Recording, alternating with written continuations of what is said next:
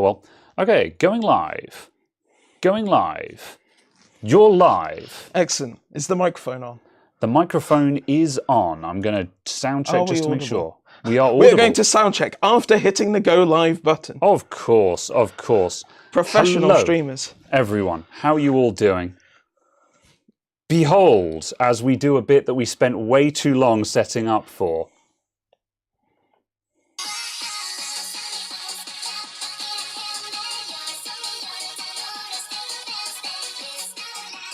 That's it, that's the bit. So we've got RGB lights now. Love the dark theme, absolutely. That's it, that's the joke. Yeah, although it works reasonably well. Yeah. We're not going to use this for all the time, but... Hello, Sai. There we go. So I bought some new lights and we were testing them out, so... I can see we've got mixed results from the crowd. And the crowd goes mild. There's a mixture of people who are just like, oh, that's good. And then there's just Jason who's just like, ugh. Oh no, it's them. Excellent. Right. Shall we turn on the lights now? Yes. Yes. All right, we'll turn on the actual lights now. So yeah. Seems like some cheap China RGB. It sure is the finest Neewer RGB. So yeah, Amazon Black Friday deal. They had Neewer had a set of 3 soft boxes, including one of them on a big old boom arm for 160 quid. And I was like, I've actually had my eye on that set for a while, so I am buying it. So yes, there's a little bit of flicker there. Is it worth just... The walls are flashing. Yeah. Why are the walls flashing? Yeah, I think the camera just hasn't quite auto-adjusted to the slightly flickery ceiling lights properly. So yeah, it was a bit of a big ask for it to auto-adjust from the RGB puke to this though, wasn't it? So... Is that cider in the PC? It certainly looks like it, doesn't it? So yeah. Thought you were saving Lecky at the start. No, that's just me at home. Man, I'm not going to lie, I was sitting at home all of yesterday evening with my living room at about 16, 17 C with a fleece on, just going, I'm cold, but electric heating is really expensive. And I'm just like, is this my winter? So yes, I need to do some pondering this weekend. In other unrelated news, I had my friend round who installed the AC. Yeah. So installing the car charger. Finally. Yeah. Yeah, finally had time to manage to fit that in on schedules. And they'd confirmed that basically our full AC system does run off of less than a 13 amp circuit. Damn. So I'm just like, yeah, 4 kilowatt capacity unit.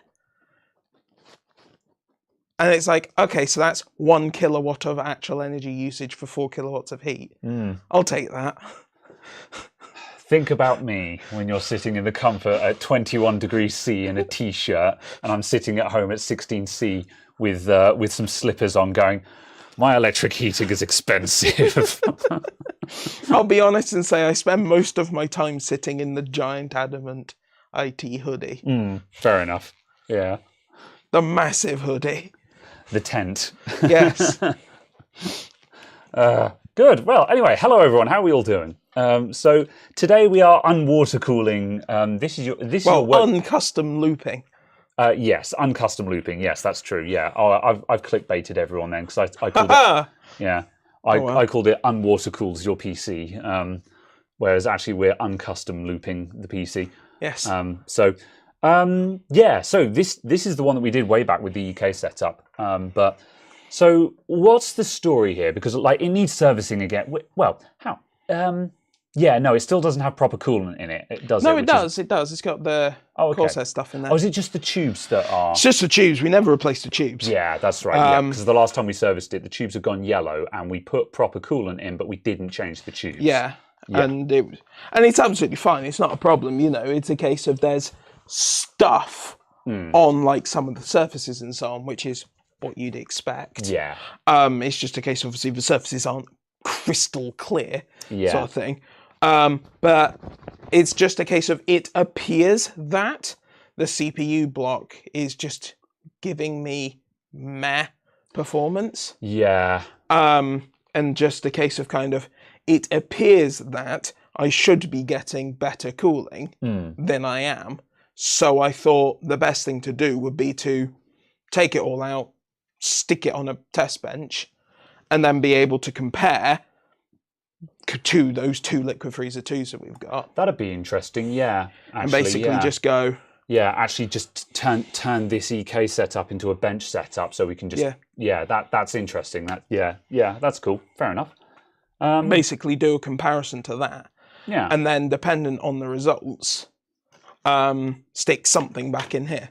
Yeah. And if it does turn out that this is actually massively outperforming the EK stuff, I'll be like, okay, I guess the EK stuff is going back in, or if the EK stuff is massively outperformed by the liquid freezer, I'll stick a liquid freezer in there. Yeah, that's fair. Fair enough. And then obviously the 5700 won't be going back in because I don't have an air cooler for it. Yes. Here. Yeah. I still have it in a box, but it's a blower. Yeah. It's not particularly good. Fair enough. So we're going to be changing some of the parts out.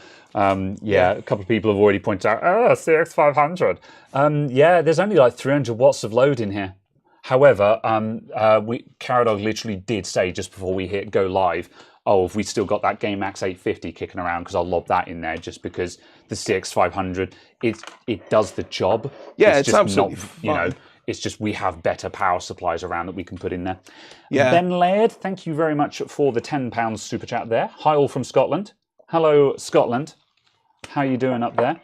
And also Trollmeister asks about screwdrivers. Someone else asked about screwdrivers just before we started, which might have been you as well.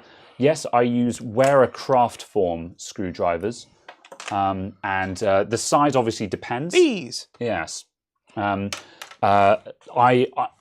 Day-to-day on laptops, I use a mixture of P0 and P00. I do have a 000, but I very rarely need to go that small. So yeah, Wera Craft Form P0 and P00. I've got a P1 as well for bigger stuff, yeah, don't very often. The P1 is a nice to have, but not critical. The P0 is the daily driver. I got extremely confused by this power supply chain because I thought it had PCI Express, Molex, and floppy on it for a second. I was just like, yeah. But then realised that, no, it's not PCI Express. It's just the thing that goes in the power supply. That's the legacy chain for old stuff. It did me confuse. Right. Right, let's see. D5 or DDC? It's a D5, I believe. Yes, it's an EK pump that I can't remember. It's the reservoir pump combo one. Yeah. And we did clean, we serviced this, I don't know, what, 6 months ago? Or was it? Oh, it was last year, actually, wasn't it? I can't remember now. I don't specifically remember. Yeah, it was maybe 8 months, a year ago. Yeah, we were onto this bench setup when we did it. But yeah, we did do a service on this and we cleaned all of the blocks out then. Yeah, absolutely. However, yeah, just for some reason or other, it just still seems to be underperforming. And that's a comment I've had since I built it. Yeah, it's always been. I thought initially it was just 2700X is a weirdly hot boy. Yeah. And then I put a 5950X in here, and it's basically the same. And I'm just like, oh, okay, not sure. Not sure if misremembering, unrealistic expectations, or faulty. So I thought, well, I have a test bench. Yeah. I have this. Yeah. And because this is a daily driver, it's it needs to run. So at this point, it seems sensible to just put some quote unquote reliable stuff in it, send it on its way, and we'll fiddle with this stuff on a test bench that we now have. Yeah, exactly. So, and it's a case of I certainly haven't had any issues out of it, but it's just a case of looking at it and just looked at it and kind of being like, these temperatures do not seem correct. Yes. I would like more information. I would like to gather the data. I see. Very good. All right. So yeah, basically I'm going to sit and drink cider and eat these American snacks that we have to hand, and maybe share some of them with Caradog. Yeah. And Caradog's going to do all the work at the moment, unless, you know, like if you need help with something, then tell me. Otherwise, I'm just going to let you crack on. So.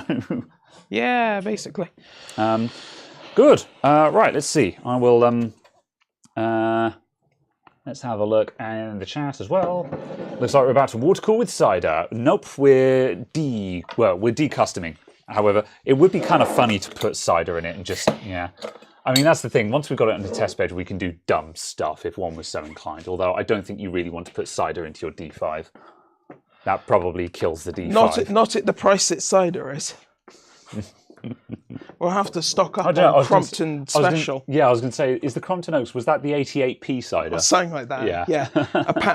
Under £1 a pint. Yeah, it's an improvement on the World Cup in Qatar, where they were going to charge 11 quid for a pint of £11.60? Yeah, for a pint of Budweiser. Oh, God. Oh. Very well. Let's see. What are our thoughts on the NVIDIA power cables melting? Well, obviously there's been more... We talked about this the other week, I think, and there's been more progress on that now. Gamers Nexus seem to have hit the nail on the head. They went big on their investigation, and they seem to have also struck an accord with NVIDIA, because they've both come to the same conclusion, in that the long and the short is, right now, it seems to be user error. People are not plugging the connector in properly. However, this is mixed with the fact of the connector is misleading, and you can get it into a state where it looks like it's in, but it's not in. It's a mixture of user error and potentially not the best design if it enables the user to get into that situation. You know. It is also the case of, obviously, whilst not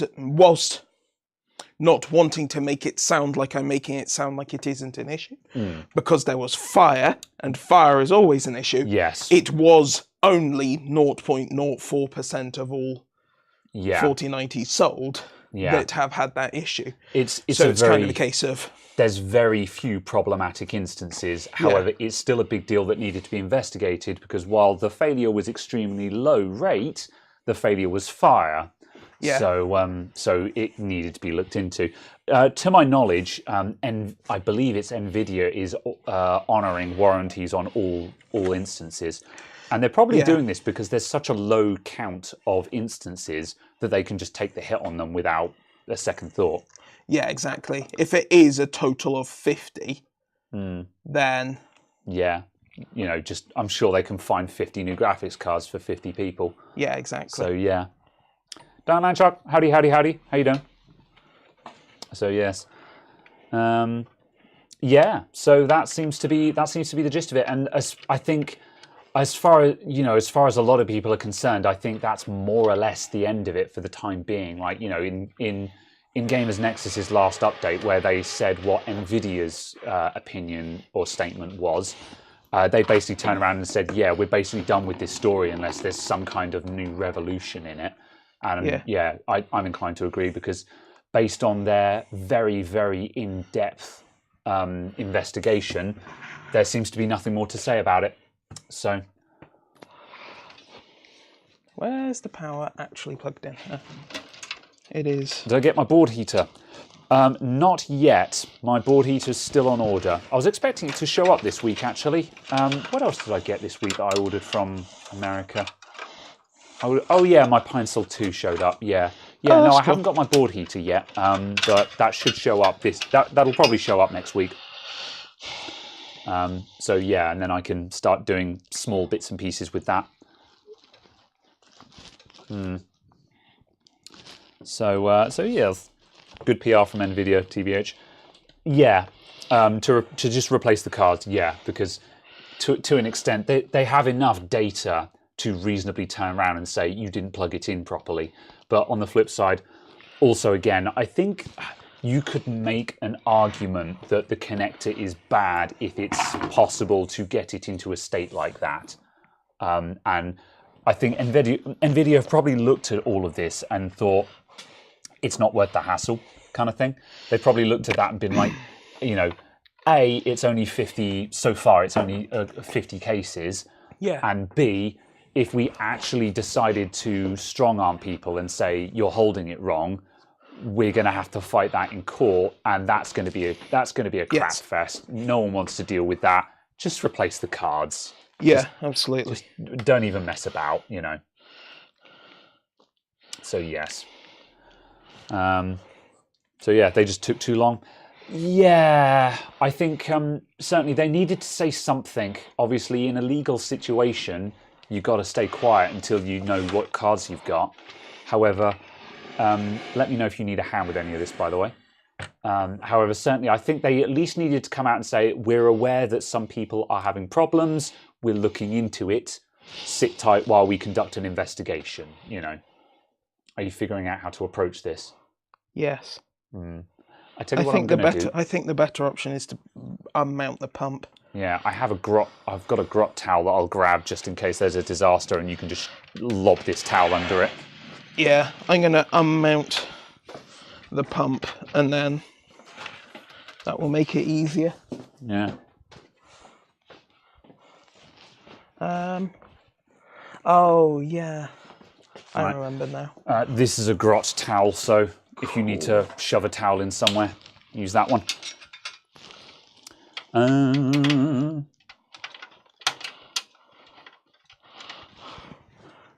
Okay.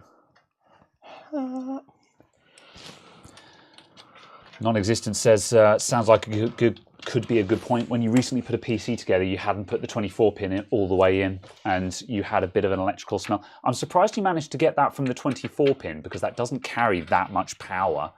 Well, no, that much being said, theoretically it's carrying up to 100 watts or so, I think. But yeah, however, the 24 pin is a notorious one for not being plugged in properly, because it's a bit of a monster connector. So yes. Maybe they should just revert to the old style connector. I don't know. Like, I don't dislike the 12 pin, and the 8 pin is a honking big connector. I think the other issue is that they need something that can be re-rated, because the 8 pin, the base spec of the 8 pin is only rated for like 150 watts. And you could say, well, fine, re-ratify it for 300 then, because we know that the good quality 8 pins are good for 300. That's good enough. We know that the good quality 8 pins will do 300. But the issue there is that if you've got a graphics card that can do 300 on its 8 pins, and you've got a power supply that's only expecting to deliver 150 on its 8 pins, then you have a problem. By physically changing the connector, you prevent people from being able to plug the wrong thing into the wrong thing. So,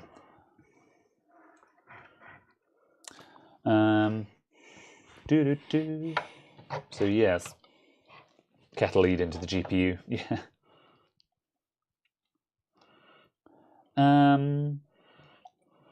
Yes. Is that pump going? It sounds awfully quiet. Yeah. Yeah. I'm working out the rotation I want on this, which I think I will end up with wanting that. Yeah, I will do. All right, I shall carry on watching you struggle. May I make use of your hand? Ah, yes, you may. What do you need? Just hold that whilst I rotate holding this, because I then want the air bubble to end up in the radiator. Yeah. So I think that will sort that.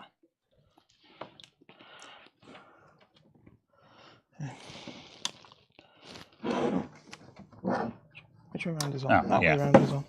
There you go. And then... Is this one doing... We've had silly beggars from this one before where it seemed dicky. Have we? Yeah. I don't recall.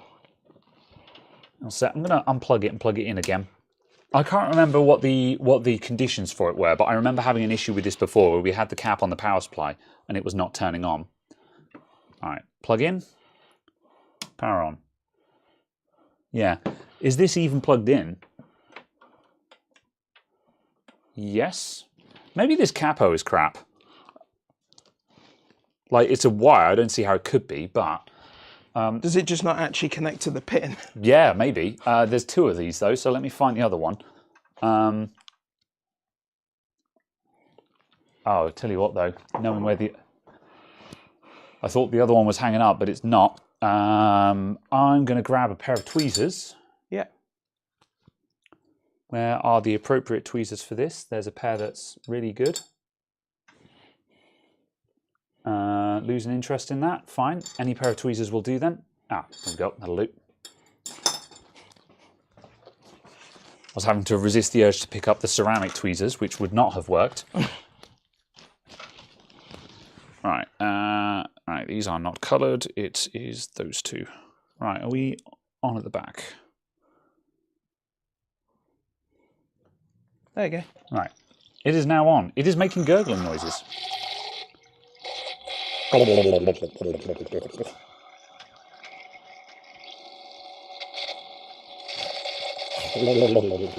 Yeah.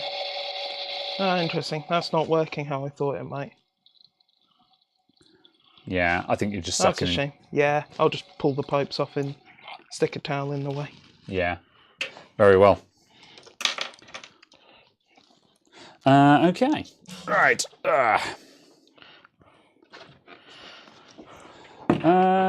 Hospital noises. Oh no.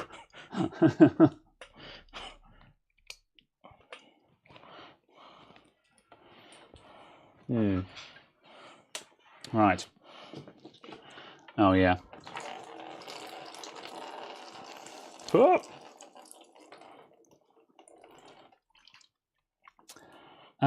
Sound when drinking apple juice. Stay. The cider is waiting to get spilled over that laptop. I've never spilt a drink on a laptop before. I've knocked over coffee onto desktop keyboards. However, thus far, I've escaped actually spilling anything on my laptop. So yeah. Oh no. Please, can we... Oh! Oh, yeah. I just went on the floor. Yeah, that's all right, tile floor. Now come the comments of peeing with Caradog.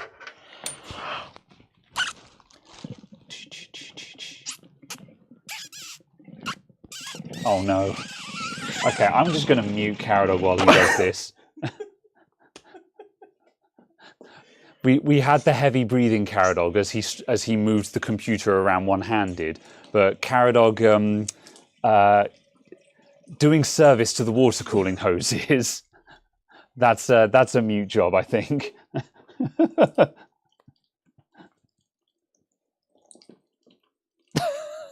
There's a lot of questionable noises coming from your end of the bench.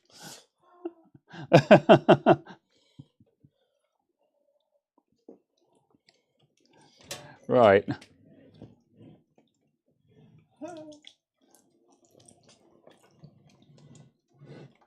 Directing. I got it. Oh, that didn't do what I expected it to.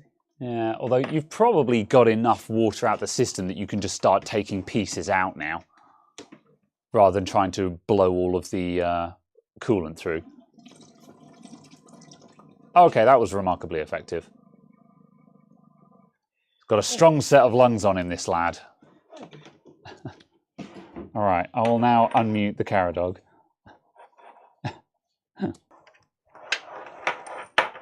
Very well.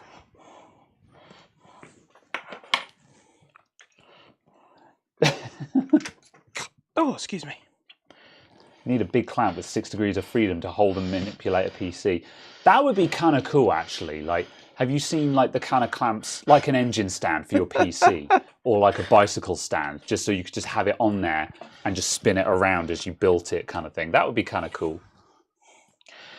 It's okay, my fittings are now captive. They are, yeah.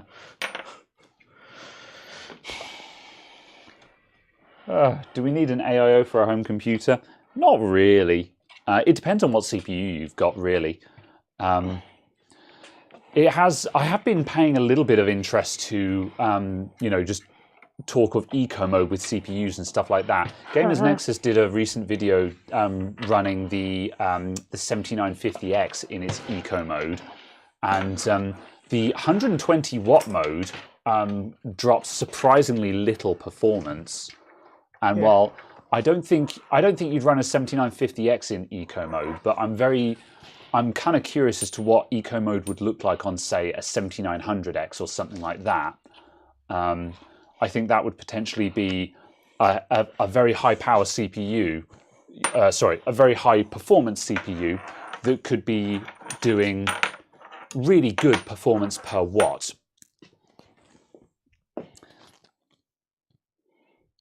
Yes, that's a bit gunge, isn't it? Yeah. What is... Yeah. Odd. I bet that's all up in the blocks. Hard to tell. Oh well. Why does Caradog's PC have an energy rating sticker on it? Does it? Yeah, it's got the one off of my LG OLED. Oh, I see. I don't think this is Energy Star rated, this PC. Can you get an AIO for the same price as a big air cooler? Yeah, you can in a lot of cases. However, I think the bigger question is, like, again, I've been thinking about this lately because, case in point, I rebuilt the GPU test rig, which for those of you who haven't seen it, That's dry enough. is this guy here. I put this guy back together again this week, and this has got a 4790K in it, an i7 4790K, and I had a Dell stock cooler on it, which I've put on there here, and I thought, oh, is a Dell stock blower going to be able to manage an i7? And when I started it up and ran it, it's just like, it's a 65 watt CPU. So yeah, it's an i7, but this tiny little blower is fine. It works just fine. It's not the quietest thing in the world, but it works just fine. So I was like, okay, what are you looking for? The big yellow screwdriver. Oh, don't be daft. That's never where you need it. It's here. Okay. You're going to have to hide that from me just so you know where it is. But yeah, so that's the thing, is just, at the end of the day, you've got to look at what the power consumption of your CPU is. Because, like, for example, if you've got like a 5600X, the 5600X is what, 70 watts? Something like that? I don't know. Yeah, it's something along those lines. And same with like the 7600X. If you're not running a high-end CPU, you don't actually have that many thermal watts to dissipate. And again, I think a big thing that people need to understand, which I think is a massive misconception, is temperature does not equal thermal watts. You know, like people are looking at the Ryzen 7000 series and going, oh, they run at 95C, they're so hot, they're going to put so much heat into your room. The temperature of the core is nothing to do with the amount of watts it's putting out. That's just the concentration of heat. So, Use me, you. there you go. Thank you. So, you know, you can take a 7600X and you can put a tiny little air cooler on it and it'll do fine, because it's still going to dissipate the 70 thermal watts of heat that are coming out of it. So that's the thing, is just, you know, you've got to consider, you've got to take things into consideration. Oh, you got a motherboard out? Surely not. Oh, it's a good job we're not using that power supply. Yeah. That power supply now needs to be left for a month. Yeah, so you can use an AIO in a home computer. Whether you need one or not is another question. I like to use AIOs because I like them aesthetically. However, I'm really coming around to the concept of small air coolers again. I don't know if I'm going to switch out to one anytime soon on my home PC, but then I'm running high power CPUs. But for smaller computers, as I say, a gaming PC I built last week. I put a small air cooler on it, and I was like, is that going to be big enough? But again, I looked up the wattage rating on the CPU, 65 watt CPU, and I was like, yeah, it's fine. I installed it, I burn tested it, and it was fine. So I kind of feel like, certainly in the enthusiast space, we've kind of programmed ourselves to think that we need massive cooling in all instances, when the reality is, a lot of the time, we really don't. Basically. So, but yeah. my counterpoint to that is, when I can buy AIO for 80 quid, 85 quid, why wouldn't I? Yeah, certainly that in preference to like a Dark Rock Pro or a big Noctua or something like that, absolutely. Yeah. But also, I think the argument that I'm making is in favour of, this is the cooler that I used on the PC build I did. This is a Cooler Master Hyper H411R. This thing is like £20, £25, depending on what prices are doing. It's a 92mm fan. And I just stuck one of these on a 3700X, and it's fine. Oh, really? And, yeah. Okay. And you know, and I was running this. You know, I burnt, like, if you threw something like Limpack at it, it's probably going to start creeping up a bit. Yeah. But we're talking like unrealistic benchmarks here. For general purpose use, it's fine. And it's a £25 at worst air cooler. You just put it on, fit and forget. So that's kind of the point I'm making. 120 watt AIOs, I think, are a waste of time. I don't think they are meaningfully enough better than an air cooler. 120 mil. Yeah. Yes. Yes. Sorry, millimeters. Yeah, yes. Millimeters, not watts. Yeah. 120 that mil size unit. AIOs. Yeah. I don't think they are good. I don't think they move enough heat to be worth the hassle. You may as well air cool at that point. So yeah. What is? Yate Computing, no, I'm not talking about TDP when I talk about the wattage of a CPU, because TDP is not the energy. TDP is not... It's a made-up number. Yeah. It doesn't actually have watts in the calculation to calculate it until you get to the result. Yeah. Suffice to say, generally speaking, the TDP of a CPU is going to be... They will calculate it so it lands roughly in the ballpark of how much power the CPU actually consumes, and the amount of power that the CPU consumes roughly equates to the thermal wattage it's putting out. So if a CPU is using 100 watts under full load, then it's... actually, let's take a better example. Yeah, if a CPU is using 100 watts under full load, it's putting out approximately 100 watts of thermal heat. So you've got 100 watts of heat to dissipate. And the TDP of the CPU, if you look it up, you'll probably find is approximately 95 watts or 110 watts or something like that. It's going to be about that area. So TDP is not how much power it uses, but it's often roughly in the same bracket. So when AMD release a CPU and they say this is a 65 watt TDP CPU, it's not going to be 65 watts, but it's going to use roughly that amount. And this holds up, you know, like, for example, with the 7950X, if you run that in Eco mode, Eco 120, so 120 watt TDP, uses approximately like 130, 140 watts. So it's over, but it's in the same ballpark. And likewise, if you drop it into 65 watt TDP mode, it uses about 70 watts, 75 watts. So again, in the same kind of ballpark. So TDP is not how much power the CPU uses, but you can use it as a guideline number, which is what it's actually intended to be. It's supposed to be a guideline for OEMs to use. Oh, that was a lot of water that went into that power supply. Whoops. Yeah. Yeah.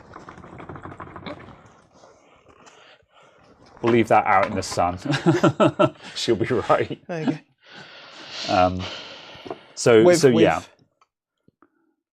Yeah. Yeah, with its externally plugged-in fan.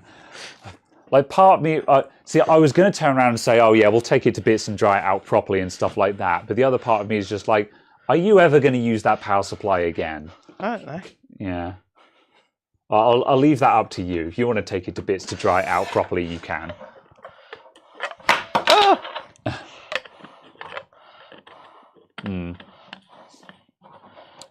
Oh, MGP UK says, with regards to CPU temperature, it's like a lit match. It's very hot, but it's not going to heat your room up. That's a really good analogy. I like that analogy a lot. I'm stealing that. I'm stealing that, and I will pretend that I made it up. No, I won't. But yeah, that's a good example. So yes. Right. While I've been droning on about TDPs, that computer can fit a 480 and a 280. So what was it? 420 watt? Sorry, 420 mil. You just took out. No, that's a 360. Okay, we just took out a 360. Three 120s. Yeah. But it can fit three 140s at the top. Yeah, so it can fit a 420 mil rad. Yeah. Is 480 a thing? Oh, that would be 4 120s, wouldn't it? Yes. Yeah. I haven't seen that in anything Production. mass markety. Yeah. I think there were a couple of like custom loop ones that were that sort of size. But it needs such a big case because like 420 is triple 140. That's not mad for a large tower. Yeah. But quad 420, quad 120 mil fans. Yeah. That's a lot. That's a huge case to fit that in. Yeah, because that would be.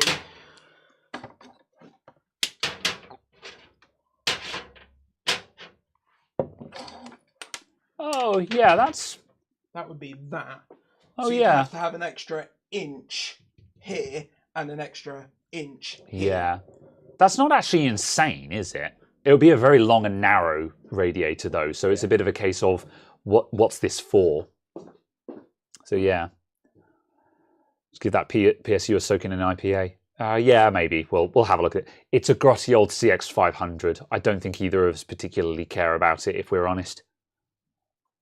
So yeah. Soaking it in IPA won't get rid of the salts and minerals in the water. It's coolant that we've just put into it, so it shouldn't have any salts and minerals. Although, yeah, I suppose if we actually wanted to use it properly, we'd probably lob it in the ultrasonic cleaner.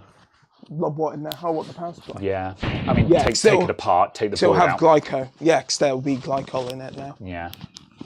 So yeah, we'd probably just lob the whole thing in the ultrasonic. Yeah, basically. But again, I don't know how much either of us care about a grotty old CX500 that's on its third fan, I think.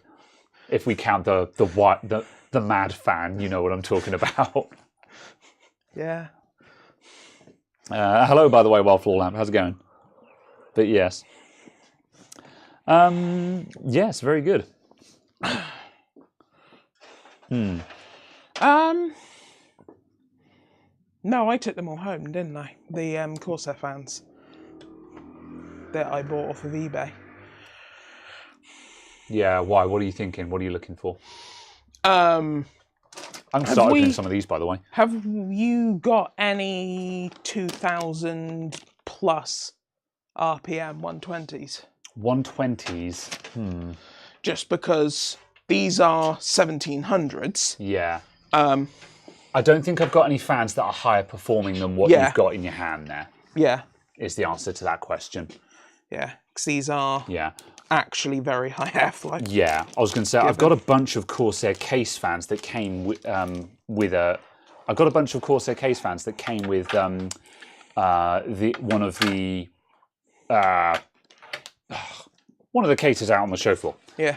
But yeah, those aren't going to be anything particularly special. How do I into this? Oh, there's a tear here. There. You rip. I couldn't find the perforation. You rip and tear until it is done. In the first age, before the show. This has done exactly what I feared. I've torn the top off and it's still closed. Oh. This is exactly what I feared would happen. The worst has come to pass.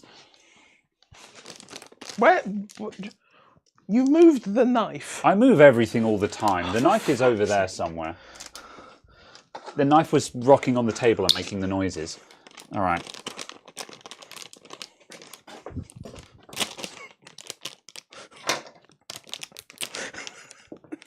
You are wise beyond your years, but... All right. Oh my god, this is so light. Can I interest you in one of my buttery fingers? Yes. I have washed. Oh, yeah, yeah. Oh. Oh, peanut butter. I don't know what I expected. That's nice. I'm into it. I wasn't expecting the crunch. Oh. I could demolish that bag.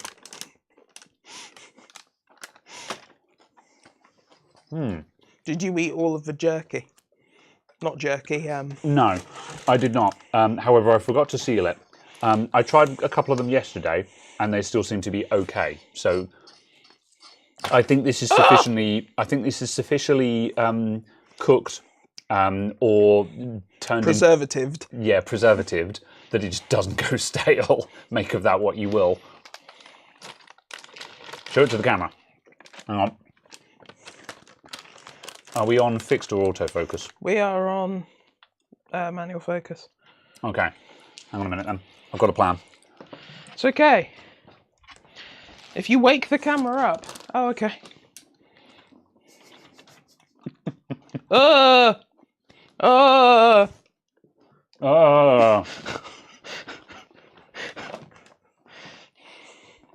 it's gone everywhere. Yeah.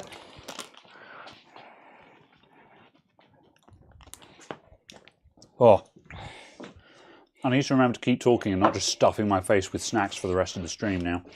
Oh, I'm sorry, there's no more stream now. I'm busy. Oh, no. All right. I'll have to have another one so I can show you what it looks like on the inside. There we go. There's the inside of the buttery finger. Ah, come here. It's crunchy peanut butter, salty, chocolatey goodness. Oh! It's very good. Ah! It's also that exact kind of texture that it immediately fills every cavity in your teeth with itself. I wouldn't know I have a dentist. By cavity, I mean like the in bits. Oh, okay.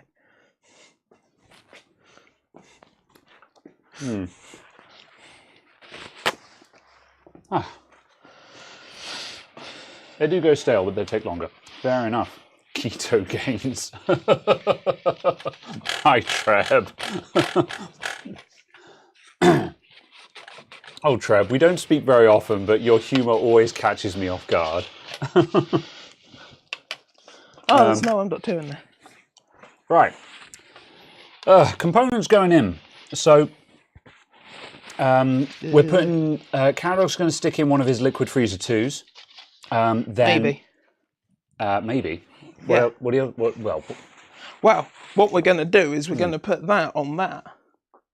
Oh, okay. Yeah. Oh, I see. You're going to test it on another system. Yeah.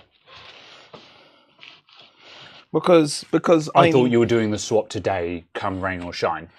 Well, I'm going to see what results we get, and if we get results, and if the results I get is that the EK loop is better than an AIO, I guess I'll put the EK loop in there. But I need the data because certainly based off of what I have seen, that seems inaccurate and thus wrong. Fair also, Is dental covered under free healthcare in the UK? Sort of, yeah. We do have NHS dentists, but good luck finding one. They're all backlogged and booked up until for 10 years. The only people who can have NHS dentists are people who could afford to pay for private. Probably, yeah. Yeah. So, as far as I am aware, I am one of like 2 NHS patients at my dentist. Yeah. I'm not going to lie, I haven't been to a dentist for a very long time. I take I like to think I take reasonably good care of my teeth. I don't have any major dental problems, but yeah. Everywhere! The problem is when you lifted the block off, you had the strings of thermal paste, so it just went across the board. Yeah. So yeah, good luck cleaning that out. So yeah, I think kids still get free stuff still. Probably, actually. Yeah, it's probably it's full-time education linked. If you're in full-time education, you get it for free. Yeah. Assuming you can register with one. Yeah. Yeah. However, like private dentists for a checkup, they don't cost the earth. It's Depends. Yeah, it's like I think the average price around here is about 80 quid. Yeah, I mean, I suppose even if you only go once a year, that's still 100 quid a year, isn't it? So, don't know.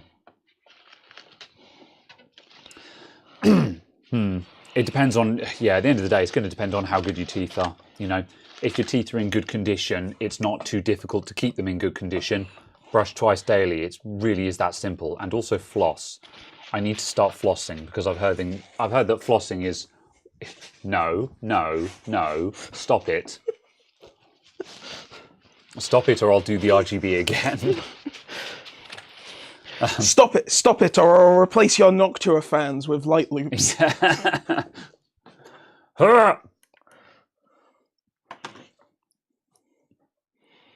It's kind of effective still. Sort of. Yeah. So yeah. Anyway, something flossing is very good. Right.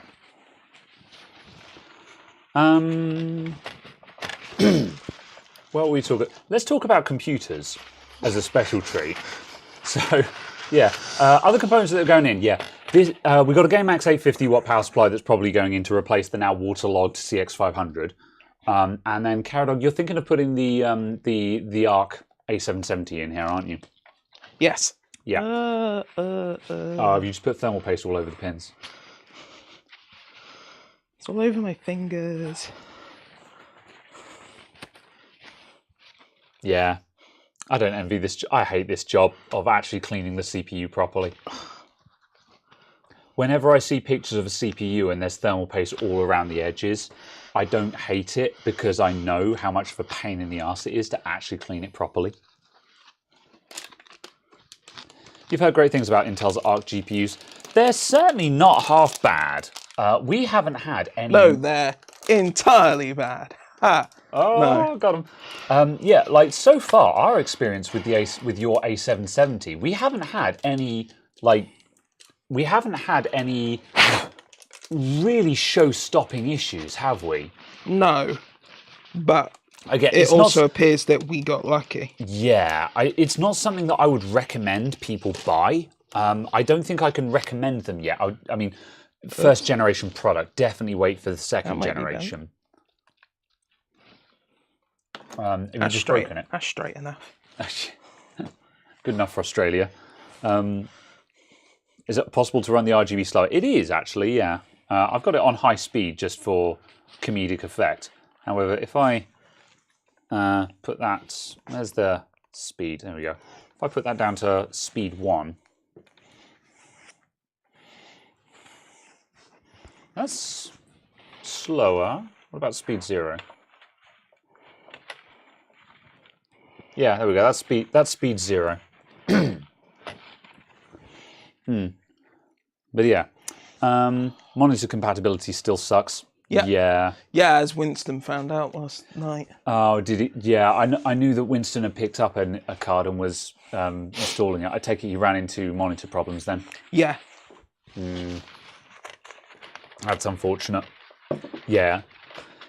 Yeah, I think Generation 2 is going to be a lot better. I'm still excited for Arc.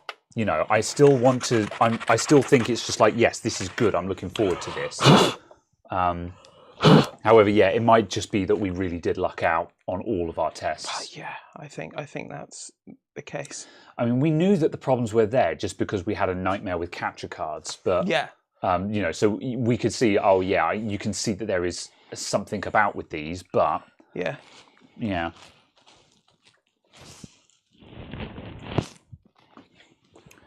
Do-do-do. It's in the socket. Oh my god! How much of a mess have you made of this thing?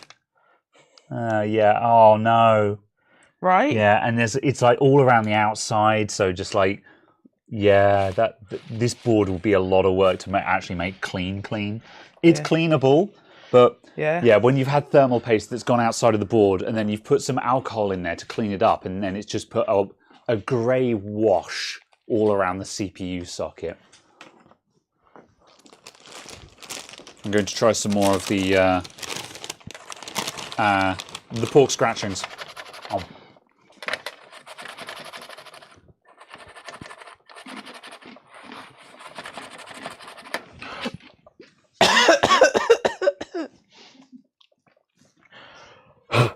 You can't do that. I'd already muted because I was crunching. So I was crunching and you were coughing. Top tier stream. This is the content that the people come here for. If they come for anything else, they're delusioned. I say, holding snacks over an open PC case. Absolutely. Ultrasonic time. You know what? We could. Like, it'll take too long to warm up. I can't be bothered. Yeah, if it was already hot, I would say, yeah, actually, we could just lob that in the ultrasonic cleaner. However, yeah, it's not. It's cold, so it'll take it like an hour or two to warm up. Really? Well, yeah. Wow. Yeah. It takes forever to warm up because it's 22 liters. Where the hell's the arrow? There's the arrow.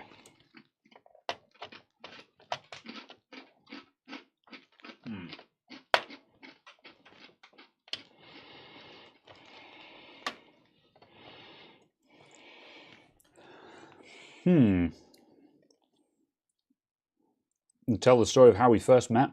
Did we go to kindergarten? No, we're not childhood friends. We're not even friends. I thought you were just going to open with, we're not even friends. No. I don't know why he's here, if I'm honest. He has his uses. No, we met at a friend in common was running an internet cafe for a number of years, and we both frequented said internet cafe and were involved in that as a project. And that is a very long story that I'm absolutely not going to go into. However, yeah, that's how we ended up meeting. And yeah, so then we were friends through that. And yeah, so we had, because how it originally started out was because we were sharing a Discord server with a couple of other friends where we hung out most of the time, and every now and then we would get onto big long conversations about tech. And there are a couple of them where just like we'd have this big conversation and discussion about a thing that was happening, and we'd be like, we should probably record this. This is like, I actually think that was an interesting discussion. Hang on a sec. Okay, you can crunch now. We need an on mic mute button just so we can just sort of go, oh, crunch, crunch, crunch, crunch, crunch, oh, and unmute ourselves. Oh.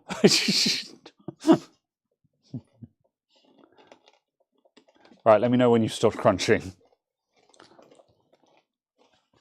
Oh, God. I need to crunch now, so are you ready? Okay. I just realised that I had used basically every single fan header. So I had the pump going into the CPU one, reporting its speed. Yeah. I have 3 top fans using these 3 on the front edge of the board there. Then I have the 2 front case fans using the 2 at the bottom. And then I had the power supply fan using the one up the top by the VRM at the back. Yeah, this has got like 7 or 8 headers on it, hasn't it? Yeah, 2, 5, 6, 7, 8. Yeah. Yeah. Damn. We're both singletons. That is unnecessary number of fans. Use AI to filter out the crunching noises. I don't think AI can get rid of that much crunch. I know, because everyone's got that one friend in a Discord group who just has a habit of crunching into the microphone. And yeah, I've got one of those friends at the moment where just we can he will frequent. There's 2 things that he'll have most evenings? Either a pack of crisps, and you can tell that because there's frequent crunching, or he'll be finishing off a cornetto and eating the crunchy cone of the cornetto. So now and then he just has to be like, okay, I'm muting for a bit because I'm finishing a cornetto. So,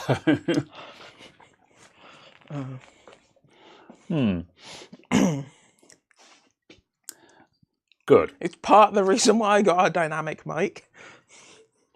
All right, yeah, just so you could just pull away by a couple of inches and immediately be... Because, yeah, it's on a very free swinging arm like this. So I'll just be like, oh.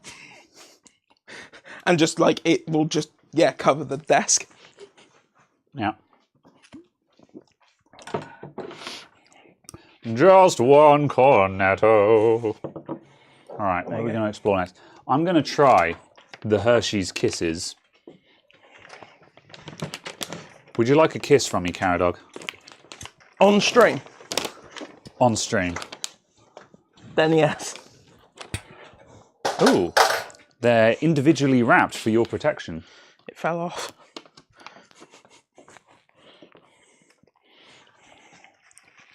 Excellent. That's it. That's what you get.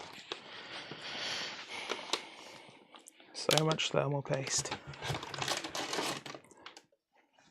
We need a mute button for when we sing too.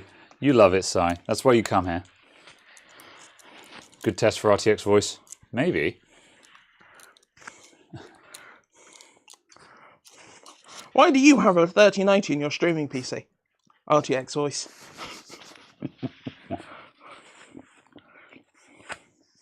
Oh. Okay.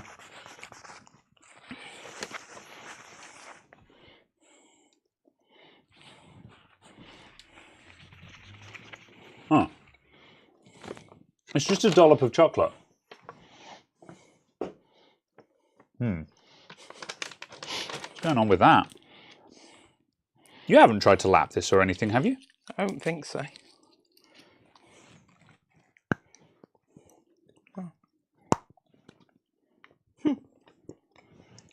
Because, yeah, don't know, that contact patch looks terrible, doesn't it? Right? I wonder whether that's something to do with the issue. I mean, I can see that the block needs cleaning. Let me let's have a look at this thing. It tastes like Christmas chocolate, doesn't it? Yes. I can forgive Hershey's for tasting like Christmas chocolate when I accept that. But also, tastes like Christmas chocolate is very much a euphemism, isn't it? Yeah. Also, it's kind of a case of Christmas chocolate is cheap, nasty chocolate. And sometimes that's exactly what you want. But, like, that's not a... it's not a... what's the term I'm looking for? It's not a compliment. Ah, yes. Yeah. All right, so it looks like there's a lot of gunk in that block, and it needs cleaning again. You can see all of that just stuff there. But also what I was looking at was, I don't think I can pull this mic. Let me get the scope out over the floor.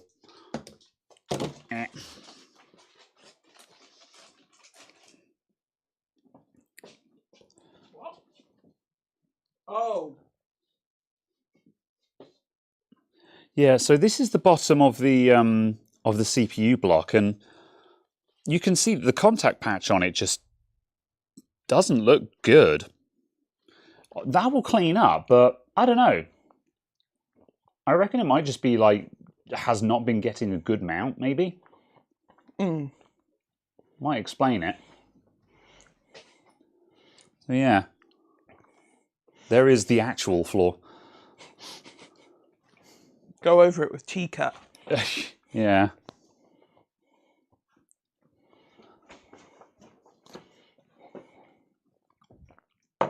Ugh.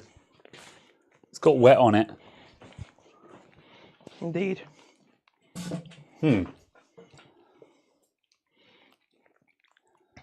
Xmas chocolate is... Oh, yak, Poundland gear. For a moment, Sleepwalker, I misread that as pronounced gear, and I'm like, how is yak pronounced gear? What language is that? I was very confused. However, Poundland gear, yes, that makes sense. Need to buff that. Yeah, I mean, it can be cleaned up.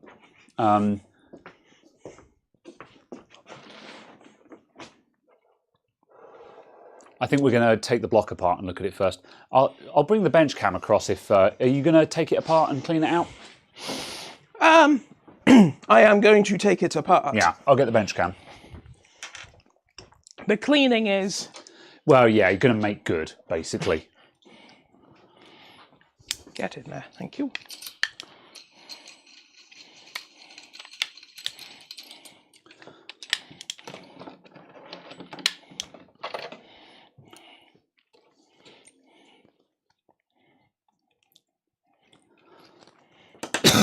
Excuse me. Right. Bench cam with face. Let's come back a little bit. So we're just up to the edge of the table. There we go. All right. That'll do. Why is it being unwater-cooled? Just because this system isn't performing very well, basically. Or rather, the cooling system is not performing very well. So we're just sort of... Caradog wants to do some experimentation to find out if there's just an issue with the system. Is it badly mounted? Or is there an actual fault in here? Or is it just not a very good system? So yeah, the alternative is to stick in one of Caradog's liquid freezer 2s. And the thing is, generally speaking, in all instances, a custom loop should outperform an all-in-one cooler. Yeah, certainly in theory, that doesn't seem to be a hot take. So the fact that yeah, we're going to clean this thing up and then drag race it versus an Arctic Freezer 2 and just see which does better. So yeah.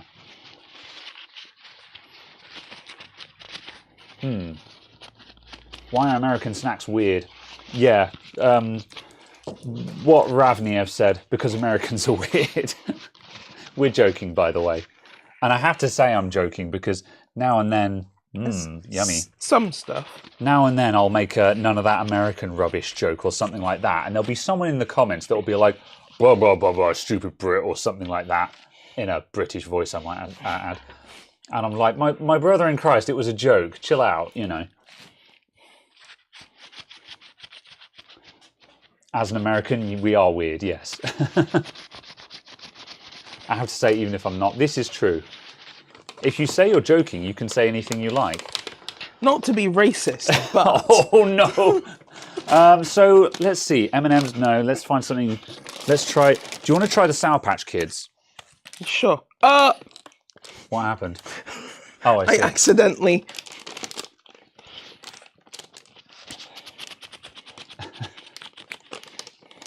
When you go sub-ambient with this loop, you've got to turn off one of the fans because it'll heat up the loop. I see. Are you somewhere particularly chilly then? Yeah. Not cold. Yes, cold. I like it that all of these snacks come in... I guess UK stuff comes in resealable bags. I don't eat a lot of sweets. So, yeah, this is kind of an novelty. I honestly thought you were going to say, I don't ever need to reseal them. No. All right. I will try the yellow boy. I will have a red one.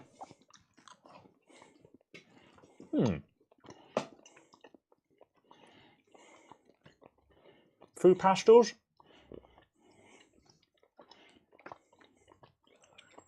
I hope we're not making too many mastication noises into the mic. Hom, hom, hom. Sour Patch after chocolate. Ew.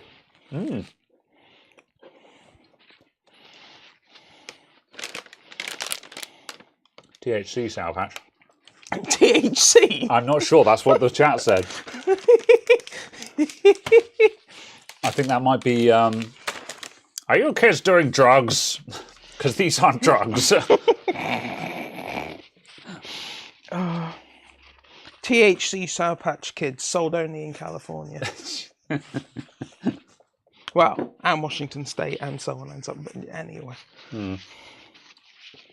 Yeah. To To be honest, for the people who are worried about me mixing flavors, I'm also drinking cider here. So just this this whole thing is a hot mess. But I'm just like, we've got to try some of each of these today. Also, you randomly brought around a bag of Haribo a couple of weeks ago. No, I didn't. Oh. Where did this come from then? I took it out of a box that was here. I believe it came in a body bag. Oh, did Sai lob it in with the probably things? Yeah, Sai, did you send me Haribo? If so, that's why there's Haribo here. Is this supposed to come off? It does not feel yes, like Sai it's sent the supposed... Haribo. Yeah. Okay, that's why there are Haribo as well. All right. What's new in the Pinecil 2? More watts is the main bit that I care about. I've not tried my Pinecil 2 yet, other than taking it out of the box, plugging it in and going, oh, that gets hot, which is what soldering irons tend to do. You know, I confirmed that it wasn't DOA. You know. I am pleased that you, the repairer of things on YouTube, are aware that soldering irons get hot. Yeah. Oh, that's I'm going to stick that under the microscope. Whoop. There's the microfins. Ah! Oh, are you so... Oh, you pull the tab and... Were you trying to figure out how to open the Hershey's Kisses? Yes. Yeah. In a fashion it wasn't a complete cluster. Yeah, Caradog was bamboozled by foil wrap. I was foiled. Oh. Yeah, there's some gunk in there, yeah. Mm. I mean, that's not going to be helping in any case. Whoop. What? What? I squeezed it and it just went crack. Oh yeah, the bottle has been refilled half a dozen times, so... I actually get my consumables refilled at a refill shop now. So then I'm making less plastic waste. And also, the local refill shop, it's only fractionally more expensive than just buying a bottle at the supermarket. The prices are actually very competitive, which I thought was quite surprising, just as a side note. So, you know, if you have a plastic-free refill shop in your town, it's worth checking it out sometime. You know, like you can go in there, you can get your window and glass, you can get dishwashing, washing up liquid like your fairy liquid, stuff like that. Just go in there and they'll just refill all of your bottles with equivalents, and it all works just as good, and it's about the same price. So yeah, just a side note of something that I tried out. Was like, hey, that's actually pretty good. Do you know what this actually is? As in, what's in it? Does it have vinegar in it or? Not whatever? Sure. I'm assuming it's vinegar based. Yeah. So yeah, like I could probably ask the lady in there at some point and just say, do you actually know the content of this? Because there's going to be some people who are probably trying to dodge certain chemicals and stuff like that. Because also just a case of I could understand that being a thing if you had an issue with ammonia. Yeah, that's it. Something like that. Yeah, you know, you might be trying to dodge certain chemicals because of allergic reactions or something. So yeah, that's fair. So yes. Why not using Alco vinegar? Because I have to make that up, or I could just buy a bottle of pre-mixed fluid that also smells nice. Alco vinegar probably smells horrendous. So yeah, if they're in the US, they'd have material chemical information available. Yeah, I mean, obviously there's information for the original contents on the back of here. I'm sure the lady does in the shop, I just haven't asked. So yeah, but I shall have to actually inquire at some point. Mix isopropyl and bleach, bloody hell. Doesn't that make toxic fumes? Oh, I've picked up a bunch of Sour Patch Kids. Time to genocide. Ah. Alright, ye. How's the cleaning going?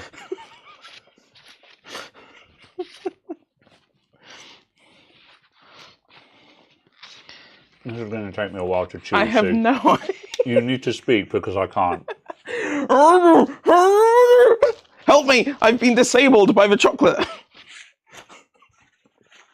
Or the chewing things. The cleaning is... I don't know. I don't know if it's like actual just surface discoloring, because it is obviously darker, but there are no bits in there now specifically, other than the paper towel bits that I've put in there. But the other bits are gone, but like the discoloration doesn't seem to like rub off. I don't think there's anything you can actually do about that without replating it. I would assume that if you used something like white vinegar or something. Well, you could go in with something really aggressive that will just eat all of the oxidization layer off the top, but then you'll be down to bare copper, and that'll look lovely and shiny and orange, and then it'll oxidize again. Yeah, absolutely. And it'll go that color when it does so. So that's the thing. Although that doesn't look very attractive, I think that's more or less as good as you can get, because if you clean any deeper than that, you're just going to go down to bare copper. Jay uses toothpaste. Interesting. Yeah, because most toothpastes have microbeads in. Yeah. Anything interesting through the shop? Nothing super interesting. I had a 2006 Mac Pro come in today, which I shouldn't have accepted in, but I kind of just did. I'm going to try and blag Mac RCL Capitan onto that. Probably going to make a video about it just as a curiosity. Going to be one of these cases of, don't do this. However, if you have one already and you're bored, this is a thing that you can do. Here's a look at an old Mac Pro from the days when it was, at the time, probably I think, yeah, this one being a 2006, at the time it was more or less the fastest production PC money could buy. Which is kind of interesting. Well, the Mac Pro was. That version wouldn't have been. Yeah, oh well, yeah, true, yeah. But the Mac Pro is a product rather than that particular spec of it. Yeah. Although, to be honest, I don't think there's many more steps above that one, because that was, the one we've got in is a dual core Xeon. So it's 2 dual core Xeons. Were there not 6 cores for that generation? In 2006? On the Xeons, yeah. You reckon? Quad core maybe, but 6 core. Although I don't know, to be honest. I don't know my Xeons at all. Yeah, it's a 1.1, yeah. It's probably a slightly higher clocked variant, I'd imagine, as well. Just for... Yes, this is true. Oh, there's an RGB version of this. That's why there is a hole. Yes. Because I need RGB in my acrylic plates. Yes. You're everything that's wrong with this.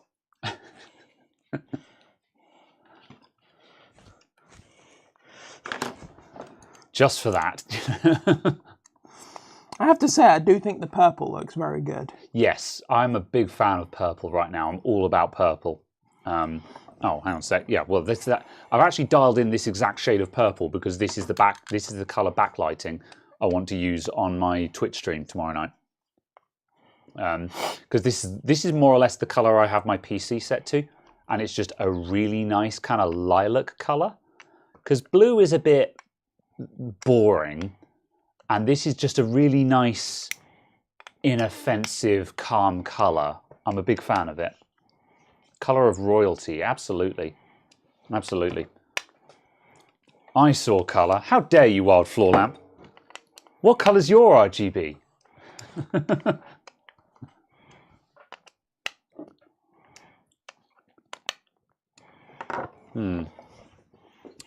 2 Xeon dual cores in the 1.1 and 2 Xeon quad cores in the 2.1. Yeah. Purple merch. Orange. Orange it is. How do you have an orange? How do you have an orange? Oh, it's I'm going the wrong way. So I'm pretty sure we're going to end up with red or yellow. Well, it's between red and yellow, isn't it? Yeah, so but I'm pretty sure on these we're just going to end up with a red or a yellow because the steps seem to be very large. Yeah, they're all right. Hang on a sec. We're Oh yeah. yeah, Okay. there we go. We're coming into orange now. What, about 25 degrees or so on the dial.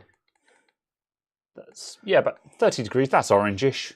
So yeah, now it just looks like we're in a high color temperature now. We're just in a tanning salon. Now we're just in italics. Everyone just leans slightly to the right. Yeah. Oh no.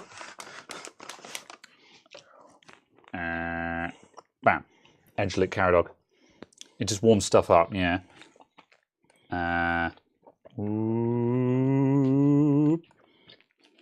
Oop. There's that. 265. There we go.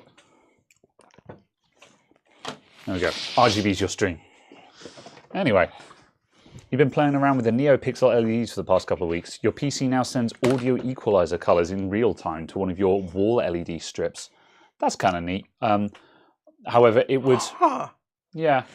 But I sound reactive lighting is something that I would always think would annoy me. I want true, genuine VU meters. Like real VU meters. Analog ones, yeah. I don't care if they're digital or not. I want them to be real VU meters. I see, as opposed to the bullshit that gets sold by most of the things that are like... Yes, where the... Yeah. And like the spectrum analyzers. I want a real spectrum analyzer. Yeah. As opposed to the bullshit you get, even at like £400-500, they're fake. Are they actually fake then? Yeah. Oh. Yeah. Because I was going to say it's yeah.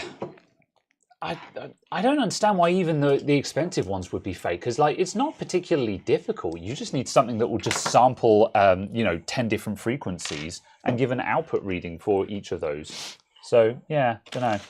Cider and sour sweets. Yeah, don't ask. Remo in. We're just doing this now. Carrot Dog's digging the Sour Patch Kids. He's very... They're really not sour, are they? No, they're not. That's what these are basically fruit pastels as far as I'm concerned. Which is fine, you know. It's the same as with the spicy pork scratchings that weren't actually very spicy. You know, I'm like, these are nice, they're pleasant. I'd actually rather that they be like this. Yeah. Let's see, what else have we got in here? Let's have some Kit Kat Thins. Sure thing. Do you know where a 3-way fan splitter is? And can you instantly lay your hands on one? Yes and yes. Okay. Or, well, with a confidence of 70%.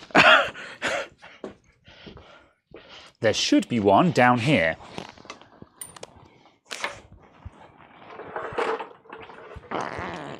However, if we're unlucky, I've used up all of my fan splitters and not ordered more. I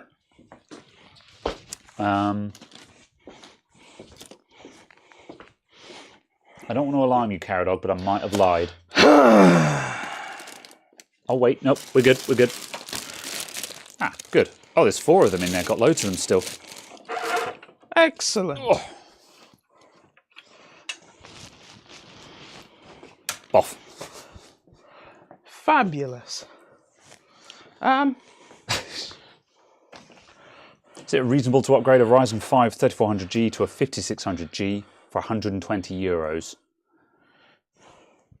That seems like a fairly... Yeah, I think that sounds reasonable. It's also a case of it depends on whether you're CPU limited on anything.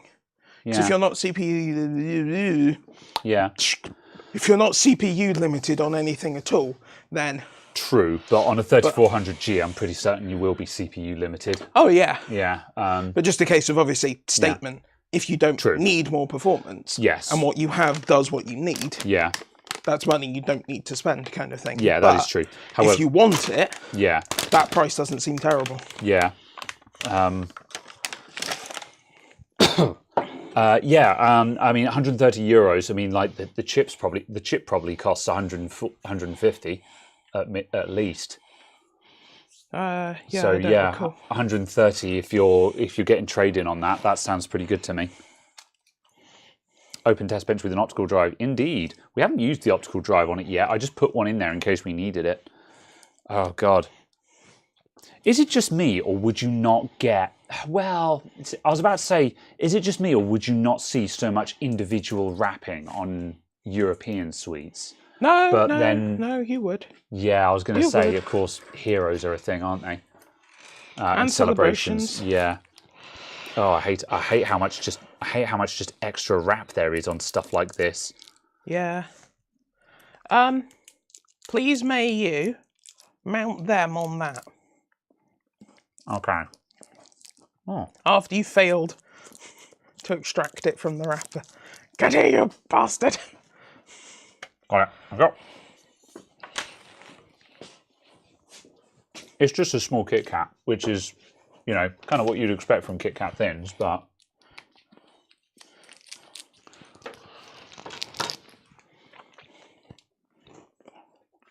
Yeah, it's a small Kit Kat.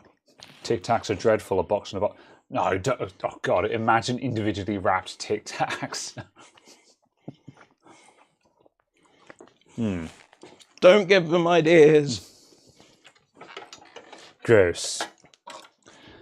Let's see. Grams and Caradog's excellent RGB fix adventure. It is. Talk about fakes. Did we see Tech Yes City's vid on the fake 1 terabyte SSDs? I heard about that. I wasn't really blown away because it's a case of yes, and this has been happening for decades. Although that much being said, I don't think I'd heard of it happening with SSDs. I'd heard of it with, you know, flash drives and external drives, but I didn't know they were doing that on SSDs now. But on the flip side, I'm kind of not the least bit surprised. So, yeah. I guess it's good to do videos on this stuff now and then just to remind people. It's just like, this may shock you, but there are people out there seeking to defraud you, which kind of sucks. Falls under the too good to be true. Yeah. And this is why, yeah, stick to known brands, man. Stick to known brands, and if it's a brand you don't know, see if there's a review of it. Because even though, you know, if you're and like sometimes it's worth looking at a review because regardless of the reviewer's opinion, it just tells you whether the product is real or not. You know, because if someone's done a review and they're just like, yeah, it's a cheap SSD and it doesn't perform very well, then it's just like, well, yeah, it's a cheap SSD. What did you expect? However, if someone's done a review and they said this cheap SSD is not, it says it's a terabyte and it's actually got a 128 gig SD card in it, then no, that is not a good purchase. So yeah. Although SSDs, man, I'm really not in tune with what SSDs are okay to buy at the moment.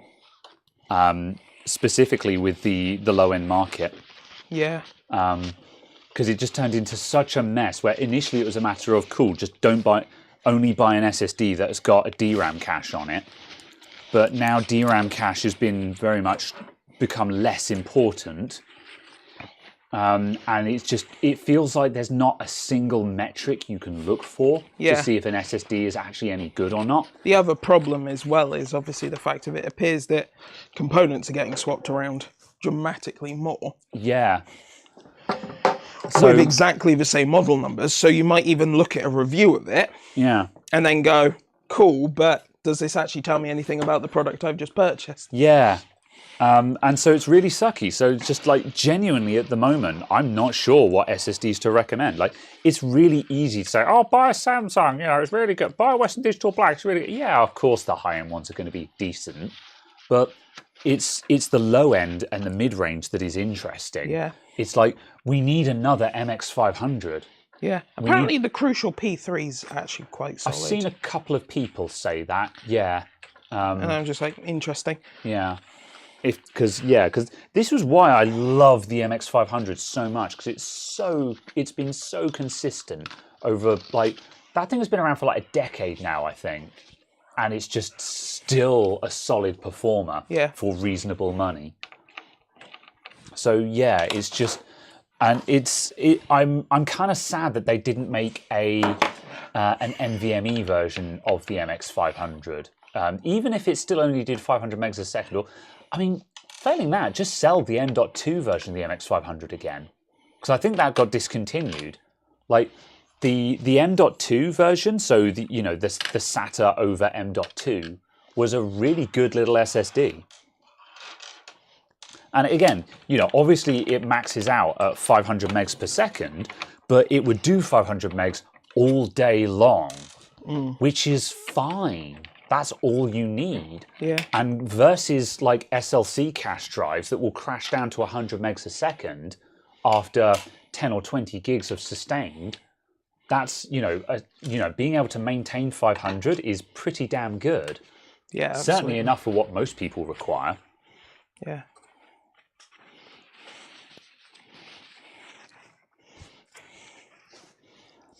There's a new BX500 that's 500 gigs and a terabyte rather than 480 and 960.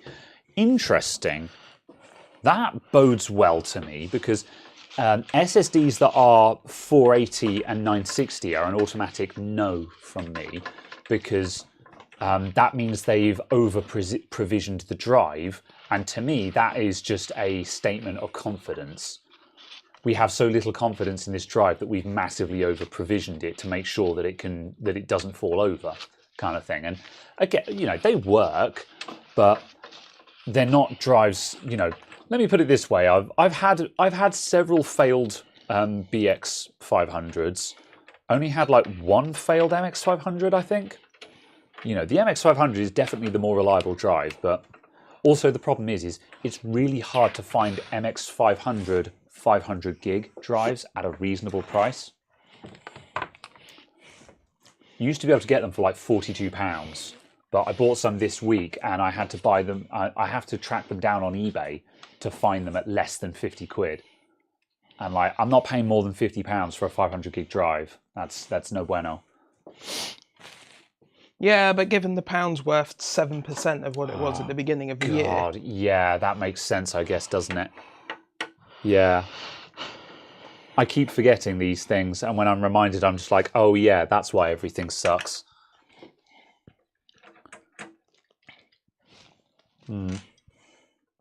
MX500, 4 terabytes for 260 quid. That's good. That's a great archive drive, yeah. Yeah. Get out! Yeah. I've been using the there's tape. Tape? Yeah, there's tape on the bracket. I see. And I was just like, why won't you come off? Oh, I see, yes. Yeah. Some idiot tapes the bracket to the back of it, yeah. There we go. Cool. Yeah, I've been using the Kioxia M.2s for when I need a cheap M.2 drive. I'm not sure how great they actually are, but I'm sure they are sufficient. Yeah, I was going to say, I think Chris was saying that he quite likes them. Yeah. Had good luck with a couple of the Team Group NVMEs. Yeah.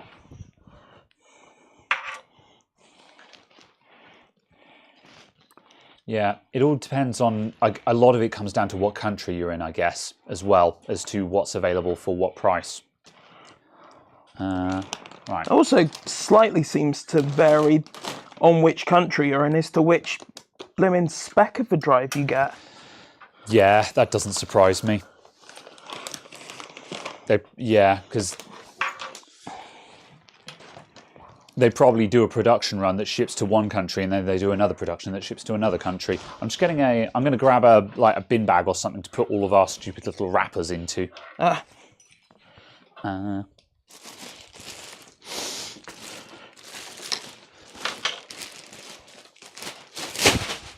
vast collection of bags. The little gaskety thing has a good imprint of the back of the motherboard. Oh yeah, that's kind of cool. It's always oddly pleasing when you see stuff like that. Right, chuck the Haribos in the bag. Oops, sorry. Attack!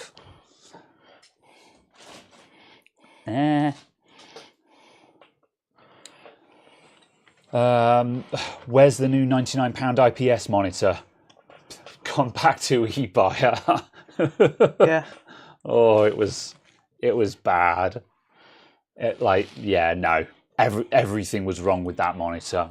Like, if it had not been faulty, it might have been passable. Although even still, I think I'd have much rather have paid another £10 for a decent brand 60 hertz monitor than have a really awful off-brand 165 hertz monitor. But yeah, it was build quality was awful, genuinely awful, and but the deal breaker was that it had a massive cluster of dead pixels in the corner. And that was, as far as Caradol was concerned, that was no, that's going back because dead pixels. Time to go buy a Wish monitor. Yeah, the green color is bad.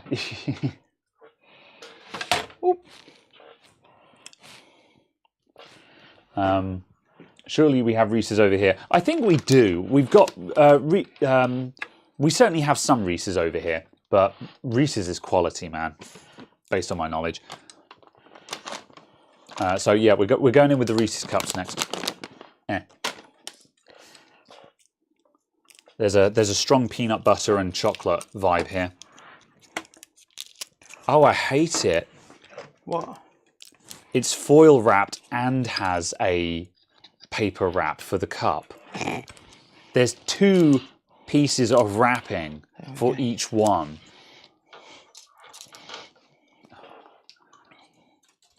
So like for Christmas chocolates and stuff like that, when you're, I would not say that's awful. It's kind of like with Ferrero Rocher, But that's not something you're supposed to have all the time. But, All right,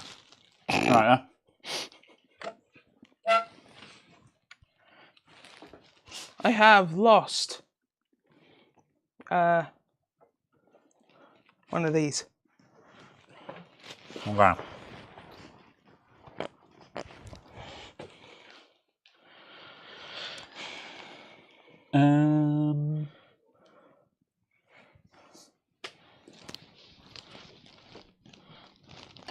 I will help you locate this momentarily. Firstly, I'm going to quickly do this super chat before it rolls off the screen. Turnip Gaming, hello, thank you for the $5. How you doing?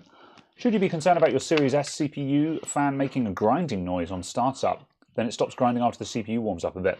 Yeah, that's a knackered fan. If it's under warranty, I would get that fixed because that will get worse, basically.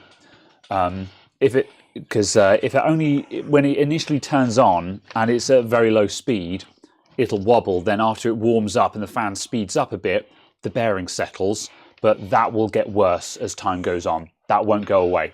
It'll only get worse.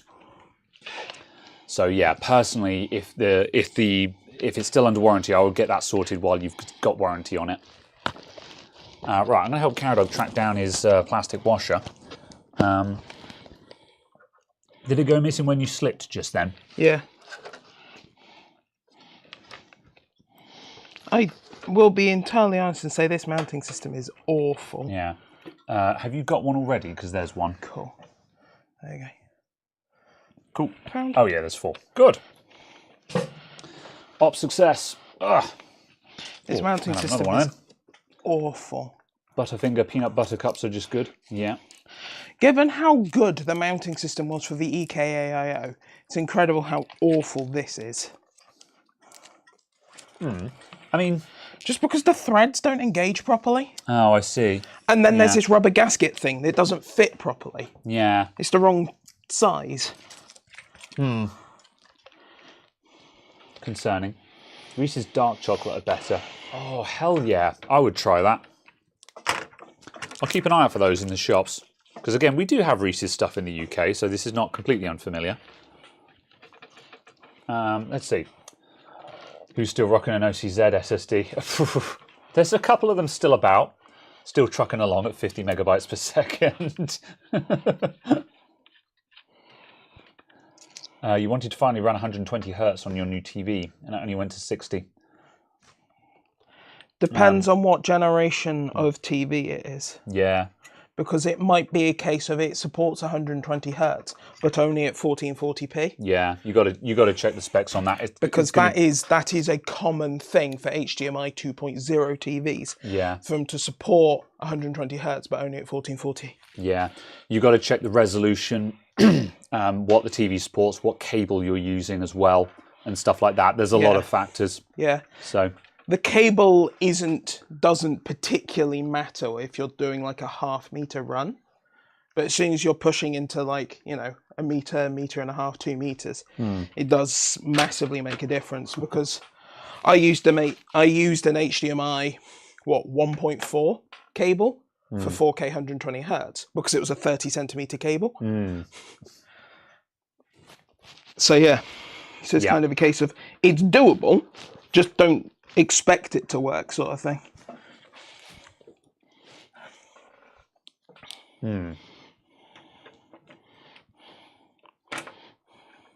Right, I have DRGB'd for a moment. Otherwise, people who are new might think their monitor is playing up. Am I broken? That's yeah. That is one of the problems with these panels. Although they're RGB, they're not terribly bright.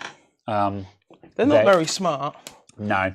They're 48 watt lights, which itself is not particularly bright. However, the issue is, my guess is that 48 watts is the combined wattage of all the LEDs in the panel at the same time. And if you're running in RGB mode, the white LEDs are off, so you've lost half of your wattage there straight away. Yeah, they're not particularly bright. But I'm not intending to. We're not going to be used. These are not the new lights for the set. I've got them rigged up here temporarily. There's 3 of them that came in the kit. 2 of them I'm taking home and I'm going to use at home. In my living room, 48 watts will be plenty. You know, I'll take these home and probably run them at like 30% brightness maximum. So no fear there. And the extra one that's got this big massive boom arm, we're probably just going to use this for like random hero shots or just where we need to get an extra highlight or something like that. Because the boom arm is kind of cool. What are you after? Why? I see. This is why I don't. You can see why I can never find anything. Do you see the issue? Look under the block. I see. Yeah, but I mean that's spring compression. Are you sure those springs shouldn't be on top of the thing? They should be. Yeah. Oh, okay. Yes. That's what I'm saying. Do you see the problem? Yes. And now I realise that me thinking that there's any possible way that the springs were supposed to go under and get compressed under was really dumb. Oops. All right. This is fine.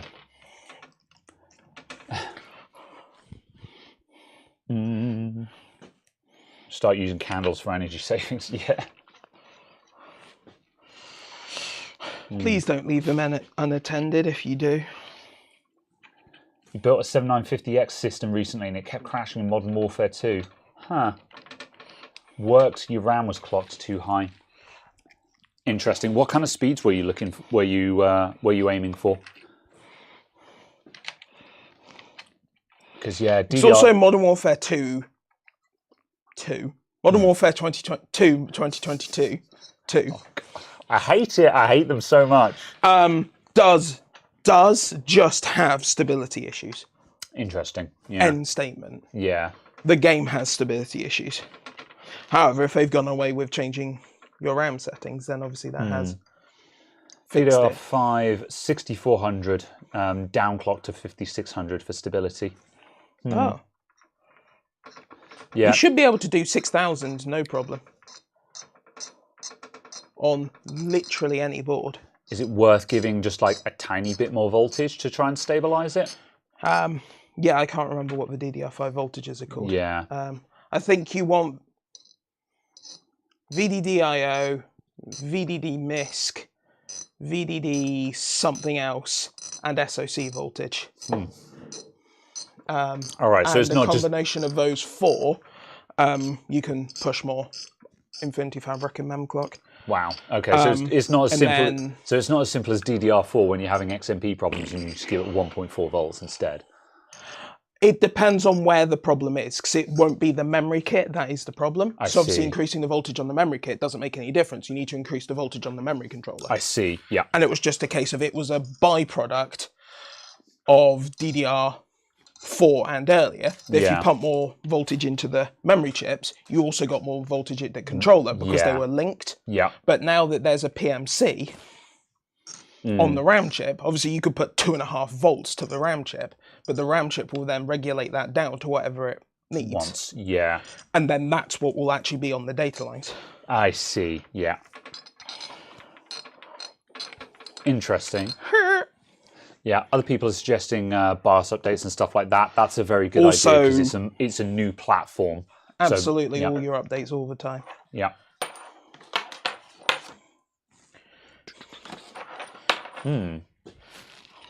Is Call of Duty still a 200 gig download?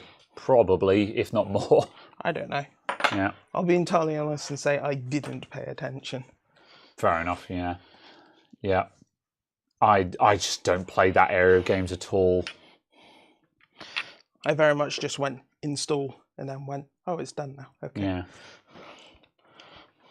On a similar note, haven't you got a new hard drive? Are you putting that new hard drive in this PC or in a different one? No, in a different one. Yeah, I was going to say, Caradog had a Seagate Exos drive delivered today, so that was a cool 18 terabyte hard drive. He says, "Oh, I don't look at the size of game installs." No, because I have 4 terabytes of storage for games. Yeah. I have more terabytes of RAM than you do gigabytes. Sorry, more terabytes of storage than you do gigabytes of RAM. I would hope so. 16 gigs, 16 terabytes. I would hope so. It's an 18 terabyte hard drive. Yeah, all right, look. I tried to make a joke. I didn't execute on the joke very well. Anyway, would cider work as a coolant? For a short amount of time before the sugar in it gummed up the pump, would be my guess. It would be quite funny, but yeah, lots of sugar in cider, which will almost certainly gum up the pump. Do I sell refurb laptops in the shop? Not really, no. I do sometimes have second-hand stuff, which I'll occasionally opportunistically sell, but I don't get stuff into stock.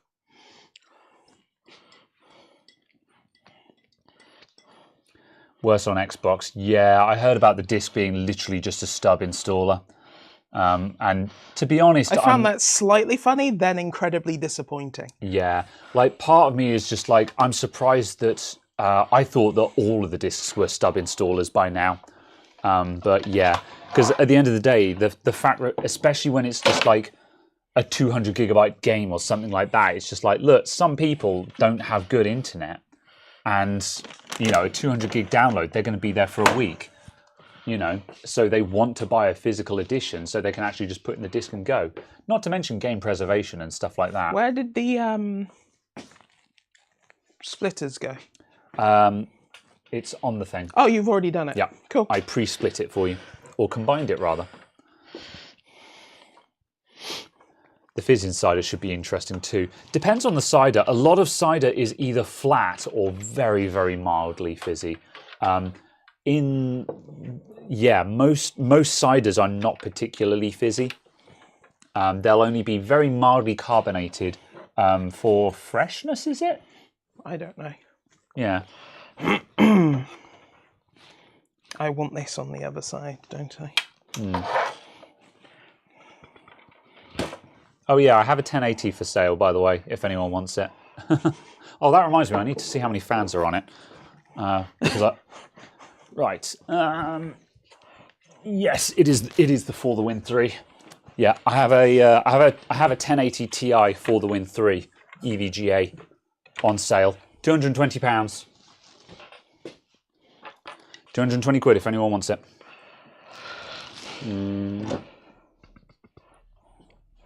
Let's see. You got a Wild Floor Lamp says they have a diagnostic fee, so we offer customers to take their broken device if they're not willing to fix to waive for the diagnostic. Yeah, that's a good way of doing it. This is the way that it used to be done in the earlier computer shops I worked at. There was a diagnostic. there was a diagnostic fee that we would waive if the customer went through with the fix. Whereas if we figured out what was wrong with it and then they said nah to the fix, they'd then have to pay the diagnostic fee, which effectively prevents a waste of time. I don't do that at the moment, but I am thinking of bringing it back in again, just because usually I don't bother doing it because there's not enough time wasters, but even just the occasional time waster just makes it really annoying. And like, I do get people who will come in with stuff and be like, oh, I just want to find out what's wrong with it. And I'm like, okay, well, it's probably going to be this. It'll probably cost this much. And they're like, okay, well, could you just have a look at it and confirm that? And I'm like, do you want me to fix this? Because if if you don't have any, if you're not serious about fixing this, then I'm not going to waste time diagnosing it. And I've actually had to be quite frank with people about that before, where it's apparently obvious that they're 99% likely to not get the fix done. They just want someone to confirm what the problem is. And I'm like, this isn't a curiosity, mate. You know, Whoops. I'm doing a job here. If you're not going to get it fixed, I'm not going to put in the time on it. So, you know, it's not many, but enough that, you know, like one a month would be too many just because it's that annoying. But yeah. Plus, also, it's just it also at least just means that I can make some money on people who bring stuff in and then just leave it here as well. You know, earlier on today, an iMac finally went out of the shop. If you guys had ever spotted the iMac up on this shelf, that iMac has been there for 6 months because the customer just hadn't come and got it. It was a no-fault found, and I said, nothing wrong with it. Come and get it. Never heard from them. And then today they finally came in. They said, well, we left a computer here ages ago. And I'm just like, it's this one. Yes, there's nothing wrong with it. Go away, you know. Ugh. Depends on whether you need more customers or you just want to invest more time in the work you've already got. I agree. Yeah. Yeah. I definitely think...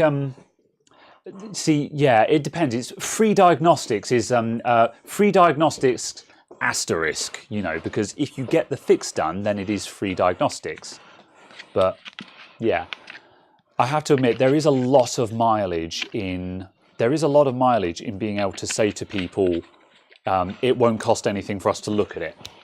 But to a certain extent, I think you could apply it selectively, you know, because like this is one of the reasons why I don't advertise my prices, because it does actually mean that I can selectively make up the price when I think appropriate, because every now and then there's going to be that one person where you're just like, I want to price you out of this job because in the nicest possible way I don't want this job, so I'm going to try and price you out of it. Unfortunately, I'm going to have to stand here. Yeah, this is Caradog's back stream now. He's filling the loop. So yeah. Do you wish to switch to bench cam? Sure. Because then it's not back cam. Yeah. Let's see. Oh, I forgot to before I went round. Please may you supply power. I will supply power. Right. Are we going into the whole system? What's the plan here? Yeah. Or do you want me to Either or. If you want to jump it, you can jump it. The Game Max is on the. Oh yeah, yeah. Case. I'll get the Game Max and we'll do that. Because yeah, we've got to bleed some air out of this first. Caradog wants them Reese's cups. He's doing it one-handed. Right, those two don't go together.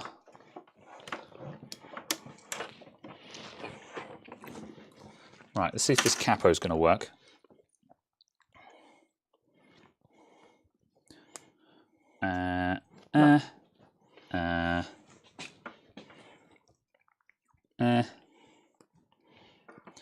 And activate.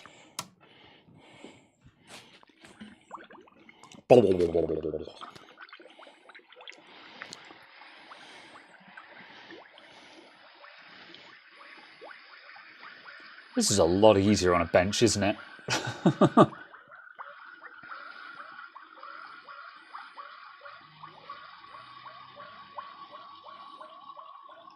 That's oddly satisfying, just watching all of the air actually come out the system.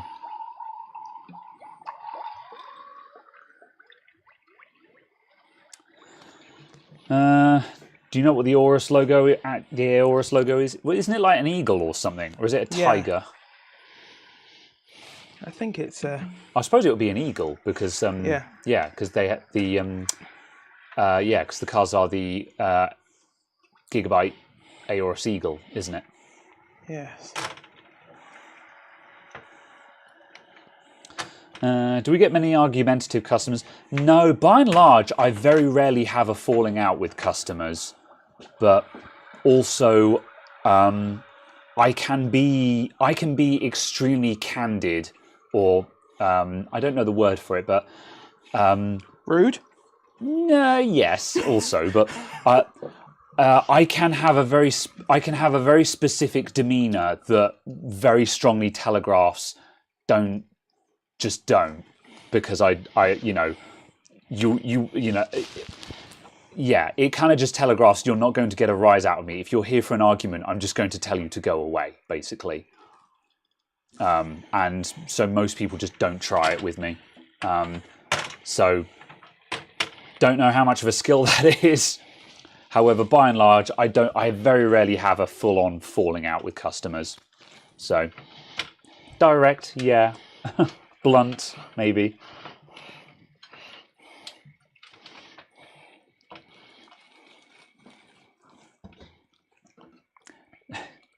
Do you sell beds? Yeah, that was a long time ago. That was Gold Hill Computers days, but yeah.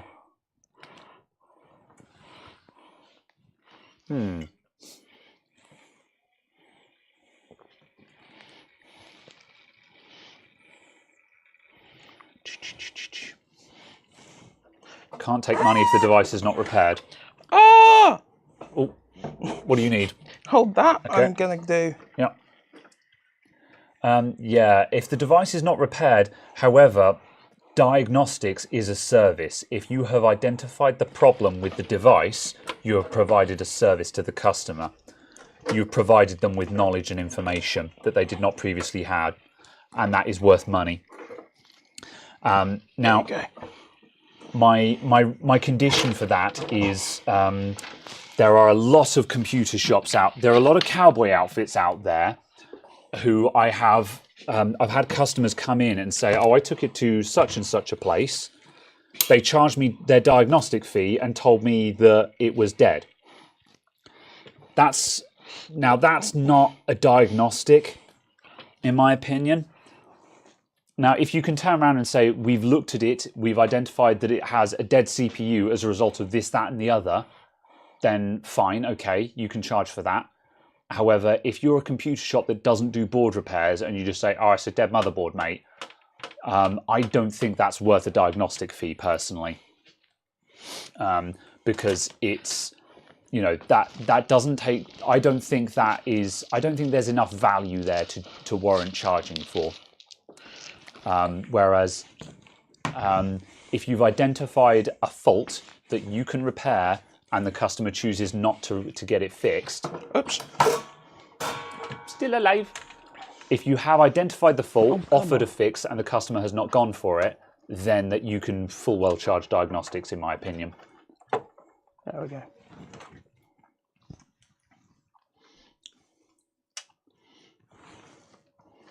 Did the UK try to upsell you insurance bought item in shop? I mean, I don't sell insurance on stuff. I mean, if you go to a PC World, yeah, they'll try and sell you an extended warranty or insurance.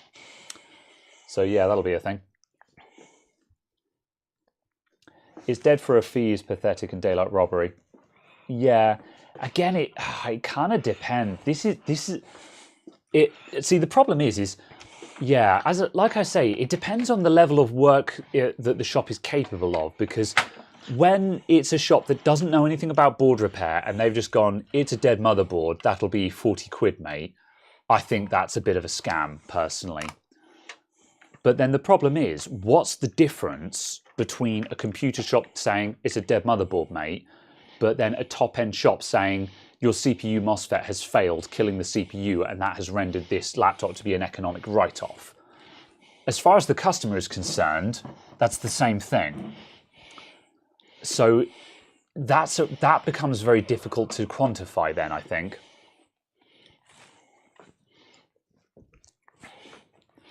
You did the work to figure out it's a dead end, then that has to be paid for. Yeah, I guess so. It's yeah, both are money grabbing. Yeah.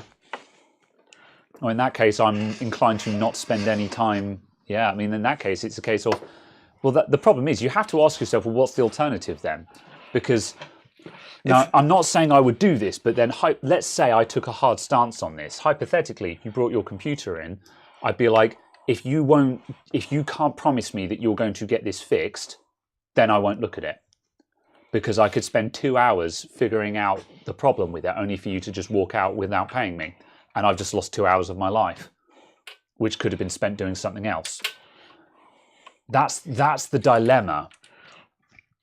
Well, yeah, and I think that's an entirely reasonable statement. That's a very limited, yeah. You must pay for professional services. Yeah. You wouldn't go to a solicitor and say, I expect you to work for free because I don't like the answer you've given me.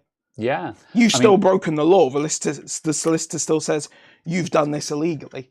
This is going to cost X to defend, and it's going to have Y legal ramification. I don't like the result you've given me, therefore I'm not going to pay. More than that, you know, I've had to go to a solicitor for a legal matter before, and they immediately said, "Oh yes, it'll cost this much to have a sit down with one of our guys," and I'm just like, "Oh, okay," you know, like, because I just wanted an answer of, "This is my problem. Is this something you can help me with?" Yeah. And they're like, "No, you got to pay before you can talk to us."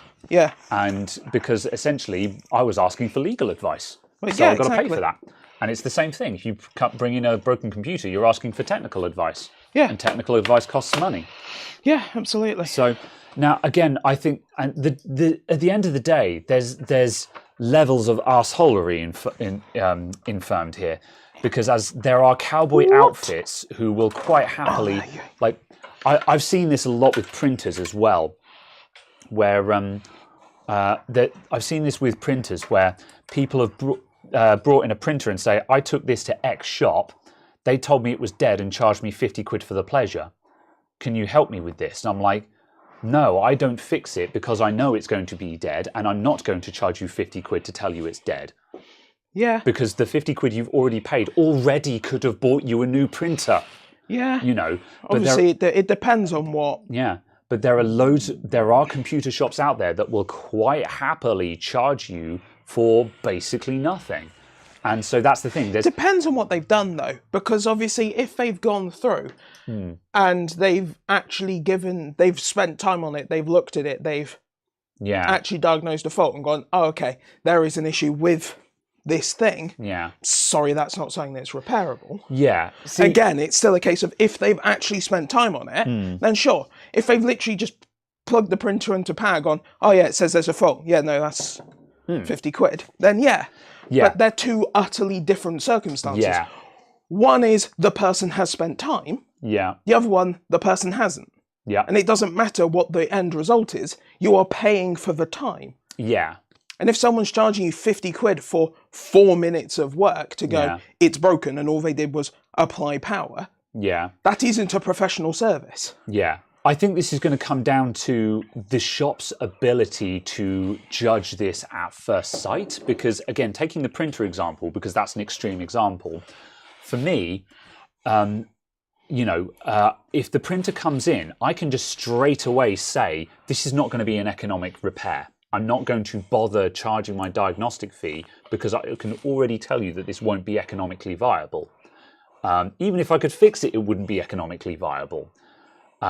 Whereas some computer shops, now either by ignorance or by greed, they will say, sure, we'll look into this, and they will do a quote-unquote diagnostic, knowing that whatever they're going to find is not going to be economic and be a write-off, and then still charge 50 quid for this. That, I think, is bad business practice. Now, obviously, with a printer, it's really easy. With a printer, it's really easy to make that call. But if it's a laptop, it becomes a little bit different. So I think if you're going to charge diagnostics, I think you have to do that responsibly in a way that if something comes in and you just straight away, you can be like, oh no, that's going to be a dead end. Whereas if something comes in, you look at it and you'd be like, that's going to be a dead end. And then you still go ahead and do diagnostics and charge for it without saying to the customer, I'm 99% certain this is a dead end. I think that's getting a little bit, you're looking for excuses to charge the customer kind of thing. But then also I've had customers who have then insisted on getting a diagnosis on something and said, I'll pay for the diagnosis. And I'm like, it's going to be dead. And they're like, yep, I still want you to look at it. And I'm like, okay, no problem. That will cost you money. And they're like, yep, that's fine. But yeah, it's really tough. You say that for laser printers. Yeah, well, I don't do printers full stop. Laser printers, admittedly, there's going to be some room for repair in there for the big lasers, but then that's not something that I generally don't look at them anyway. So, may I have another power lead? So I need to plug that one in because apparently have you not got enough? Doesn't work. Oh, very well then. Yes. Oh yeah, you've just found it. Yeah. I thought it was very much your side. Yeah. Can you do diagnostics for insurance? Yeah, I do get people who ask for a diagnostic write-up, and I do charge for that because I know that the insurance is going to pay for it. So yeah, I'll write an official letter that just says, you know, I am Graham at Adamant IT. This is laptop serial number XYZ. It has suffered from this. This needs to be done. In my opinion, this is an economic write-off and should be replaced. Signed, you know. And yeah, I'll do a letter.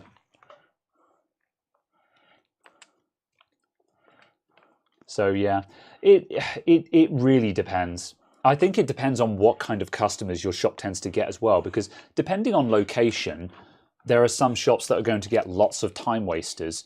I'm in a spot where I generally don't get a lot of time wasters, but if I was in the middle of a city, I could see myself getting a lot more people in who were not really serious.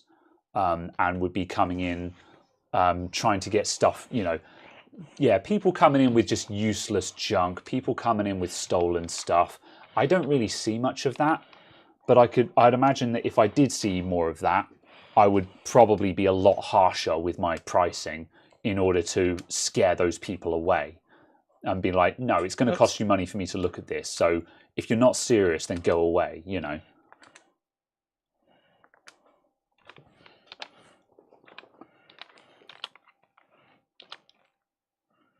But yeah, also to an extent, it depends on what level of shop you're at, you know. Wild Floor Lamp is working in a very high-end shop that does very high-end repairs. As such, stuff's expensive. Justifiably so, because, you know, if you're working at a shop where it's a case of if we can't fix it, it cannot be fixed, you're entitled to charge for that.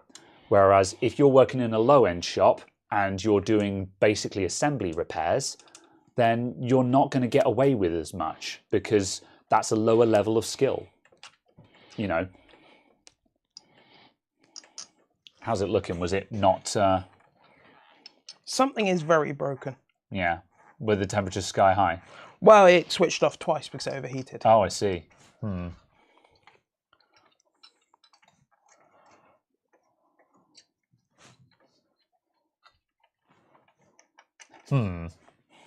I'll have a closer look when it's on, so I can actually go in.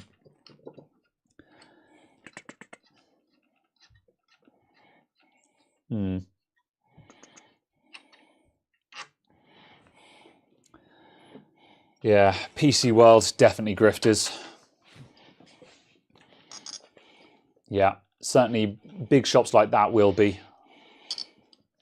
They work as a policy. The policy is to take the customer for every penny they've got, unfortunately. And do sales assistants at PC World or Curry's group, do they still work under commission? Because way back in the day, I used to work at Dixon's and I was on commission.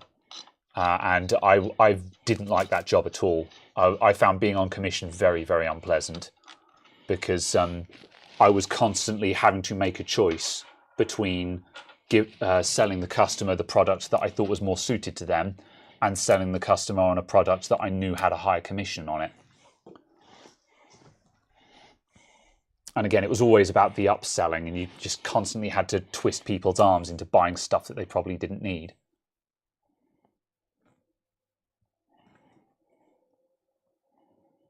Yeah, it is flowing. It looks like it's mounted, and it is flowing. Maybe it's just, don't know. Maybe it's a low flow rate. Well, that much being said, oh no, I mean, there's air bubbles going that way, and the flow is in that direction. So the flow can't be very high. Yeah, it's going in there and out there. Oh right, okay, yeah. So. Oh yeah, no, I was looking at it the wrong way. Yeah. Which is why I was doing. Actually, yeah, out. I was going to say you have got the pump the right way around, haven't you? I'll give you some credit. You a collab with Christopher Barnett. Bunny. I'm not familiar with him, if I'm honest. Which is not to say I've never heard of him. It's more a case of I don't actually know that many YouTubers. There's no commission. That's good. Glad they got rid of that. Yeah, I knew they used to be. But I was going to say I was fairly certain they got rid of that at some point.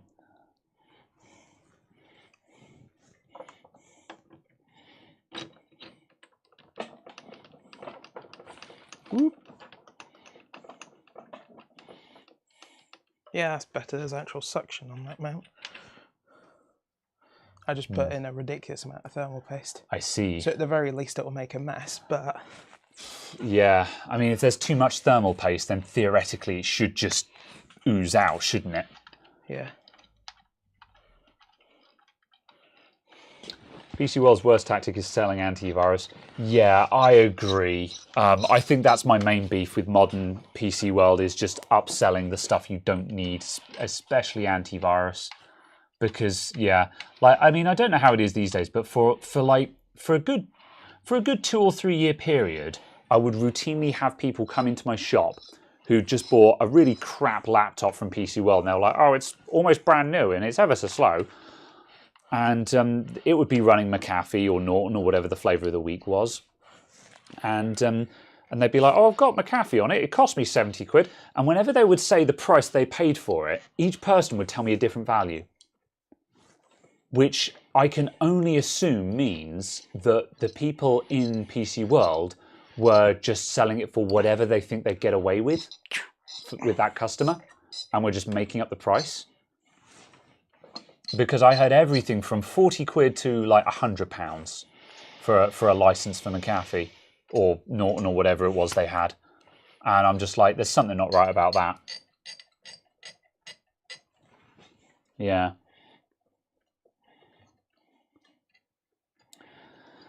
Do pawn shops repair unredeemed tech? Don't know, depends on the shop, I'd imagine. You can explain the game on that one? Yeah, go for it, Si. I'm kind of curious as to how that all was.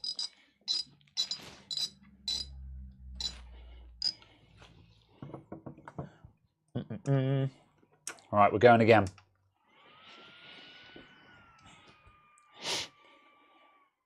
We've got 850 watts going into the pump, so we know that's not the problem. As you hear the pump just go... It's spinning up like an old hard drive, yeah. And it's at like 12,500 RPM, and it's like, I want more of the pork scratchings, but they're the big crunch. I'm going to have some more. There's a sneaky and illegal trick they use. Ooh, spicy.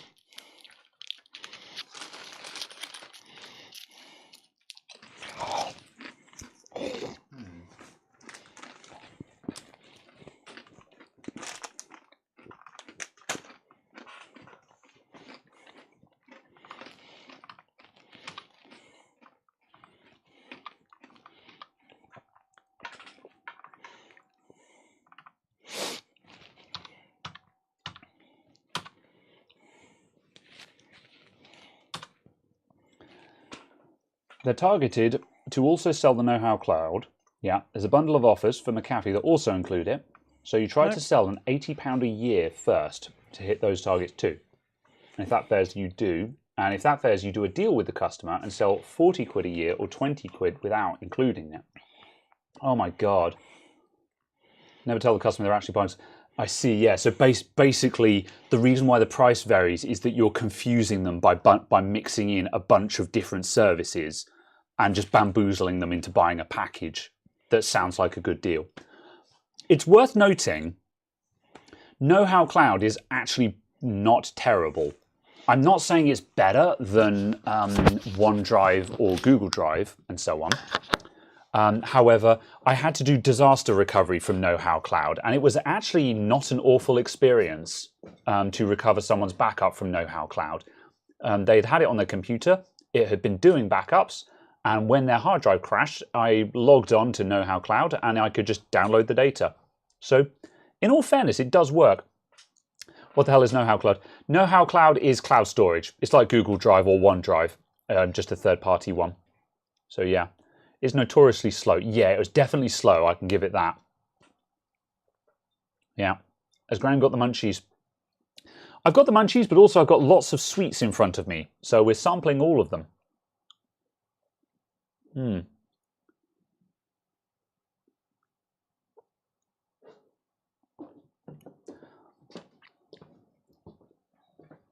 Do-do-do. Right. Are we supposed to be alive over there? Because it's... No, it's turned off. Oh, did it turn off on its own? Yeah. Okay, I wasn't paying attention. Huh. Yeah. Is it worth backing out the screws so it's just resting on there underweight? Maybe it's flexing, so you're getting it's concaving in the middle. Does that make sense? Concaving in the middle? Because I have seen that before. If you do up a water block too tight, I think I had that with the YouTube rig. It was we had a really bad mount on that, and I actually solved it just by backing off the screws a little bit.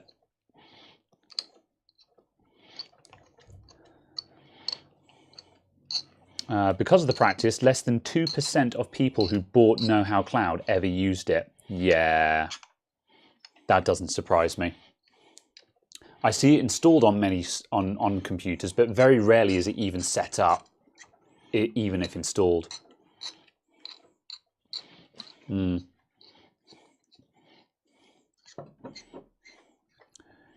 made you feel hungry, so you're ordering Wendy's. Good.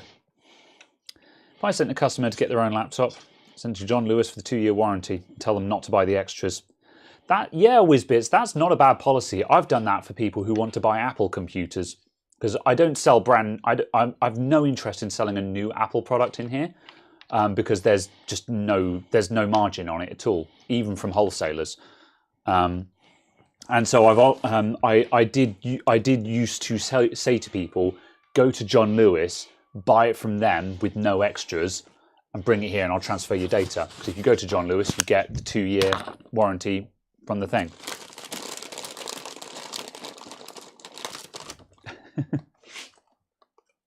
I have some more of those as well.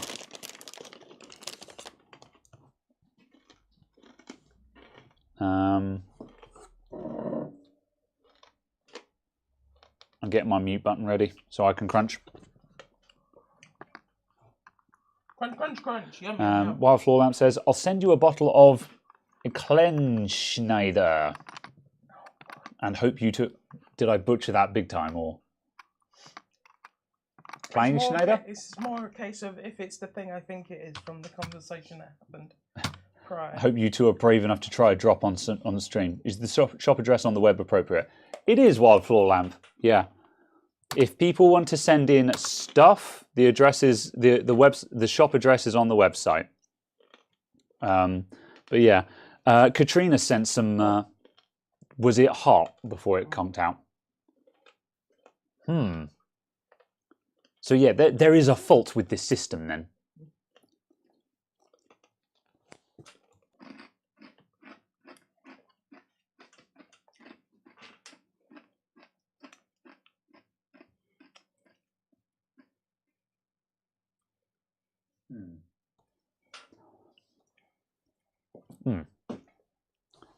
The hot ones are not super hot. Well, they weren't super hot, but for some reason, the past couple I've had, I've inhaled slightly, and the cayenne pepper has just gone stick to the roof of my mouth. And now I'm dying.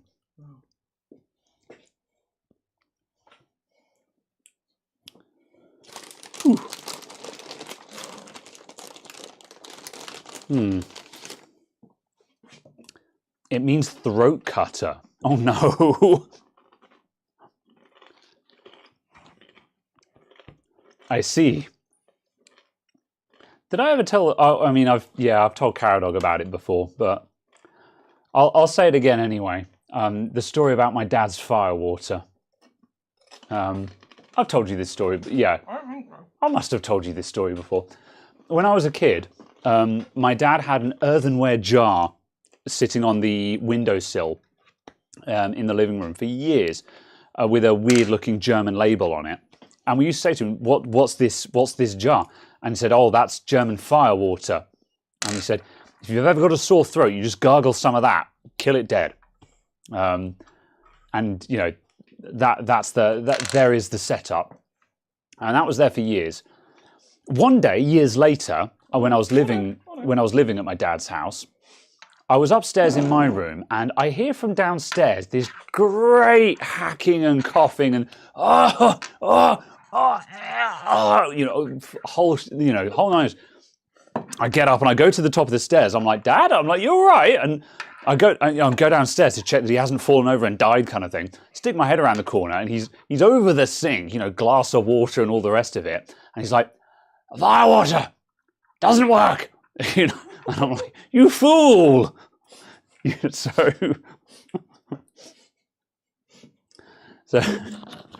So yes, I live in fear of suspiciously strong German liqueurs, Suspiciously strong German knickers. Liqueurs.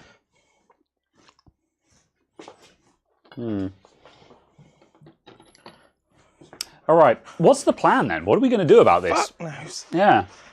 I mean, I guess we'd need a different block to start narrowing down the problem, wouldn't we? Failing that, I mean, again, we don't have time to do it today, but we could just, we could go lob the block in the ultrasonic cleaner and then go at it with toothpaste and all the rest of it and like precision clean it and see if that does anything to it. Although I can't believe that's, I mean, it might be a flow issue. Maybe there's just a really nasty restriction in there.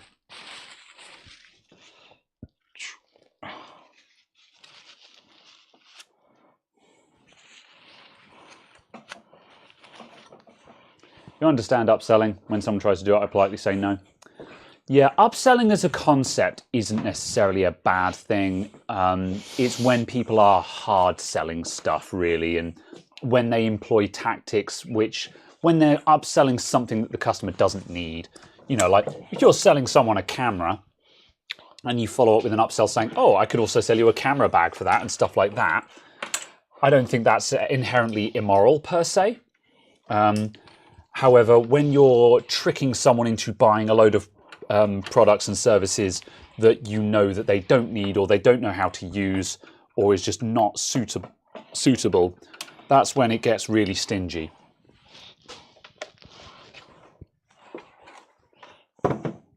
Reset the CMOS, might be a strange overclock on there. Nothing that would burn it out that fast. Yeah, because there is a fixed overclock. Yeah. That the 420 can handle absolutely fine. Yeah. Therefore, the AIO is better. Yeah, and we're not even under load here. We're just trying to sit on the desktop, aren't we? No. That is Limpack that is failing. Oh, that was okay. So it is a test, but it's a case of it's one that the liquid freezer passes. Absolutely fine. Although the liquid freezer was doing that at low 90s. Yeah, exactly, and it's powering and it's switching off because it's hitting a thermal throttle of 120. 120? Oh, yeah. Okay. I figured it'd be 105 or something like that. No, it's 120. Wow. Yeah. Okay. I see. But it's also a case of, therefore, it is worse than a liquid freezer. So we have demonstrated my point. Yeah. If what you're saying is accurate, then we have demonstrated that this is less effective than a liquid freezer. Therefore, the liquid freezer is better. Yeah. Because it's also £900 cheaper. Yes. Definitely. Yeah. There's something wrong with that. Yeah. Because like that should be a great cooling setup. So yeah.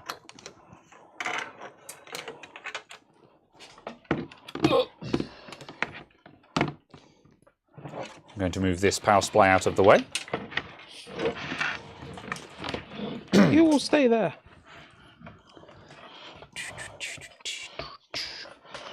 We certainly know there's flow, because obviously it pumps the water around. This is true. Ah. There he is. I was staying quiet because I was waiting for Si to make an inappropriate joke again. Would you hold that for me? I will hold that for you. Thanks. I'm holding this for you. I'm going to crunch into the mic. No, I'm not.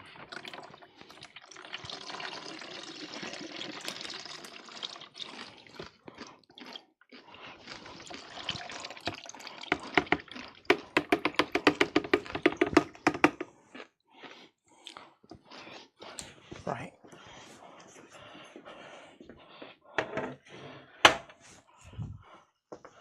Oh my God. What?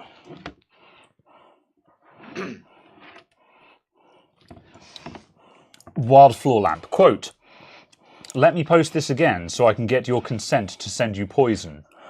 What I'll send you is a drink with 800,000 Scovilles and 80% alcohol. If you try a single drop of it, I'm sure it'll make for a very popular clip."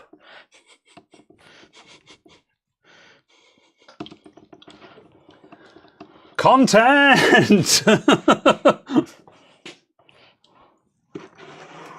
You first, says Caradog. No. One thing I will say is we should probably have milk on hand.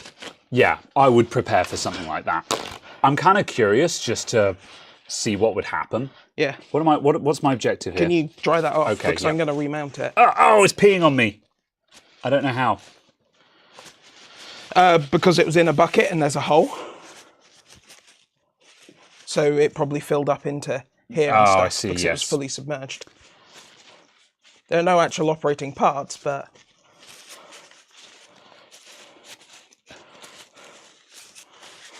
Do you consent to me killing you? All right. I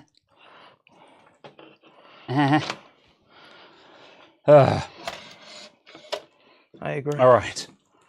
I accept your challenge, Wild Floor Lamp. It's the gross towel.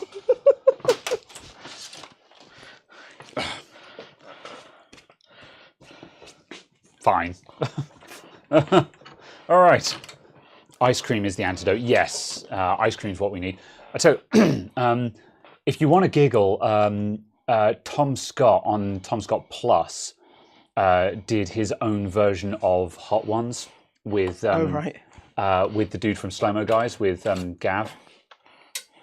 It was really, really, really funny because they were doing trivia questions for who would have to try the next sauce.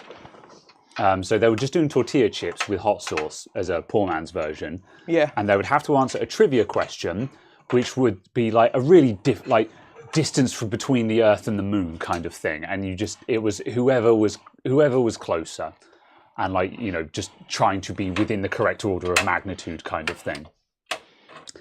And Tom just kept winning the trivia questions. So Gav just keeps having to go through the sources. And Tom is just like, "I'm so sorry, I didn't plan this. Like, no one's ever going to want to come on my show again," kind of thing. And Gav is just sitting there, just going through these like a champ. And then finally, Tom has to do one. And the first one he has to do is when they're up to like 8 out of 10. So he tries this one, immediately perishes, kind of thing. But oh, it's brilliant. I'm not normally into the whole watching someone suffer kind of thing, but this was genuinely really entertaining. It was fantastic. So yeah. There's no antidote, you just put in another order. Expect a package in 1 to 2 weeks. Very well. Very well.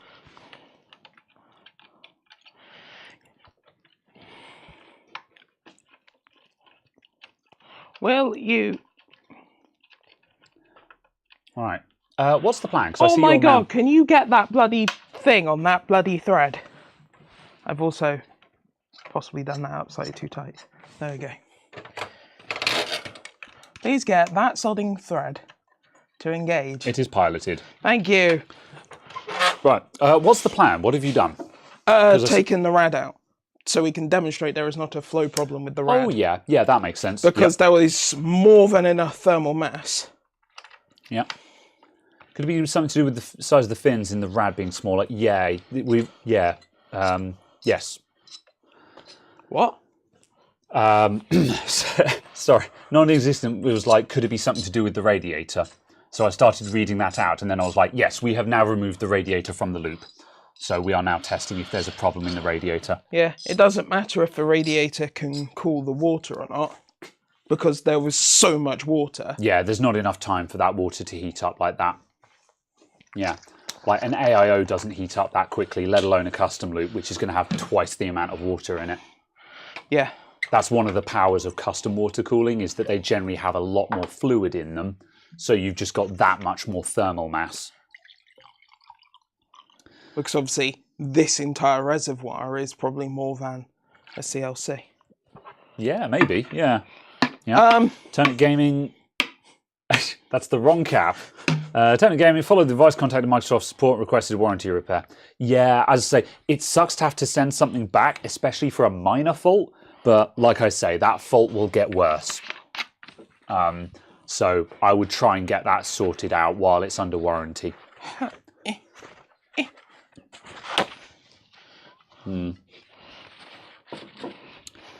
Had your Google Pixel Watch for over a month now, and the battery is actually okay.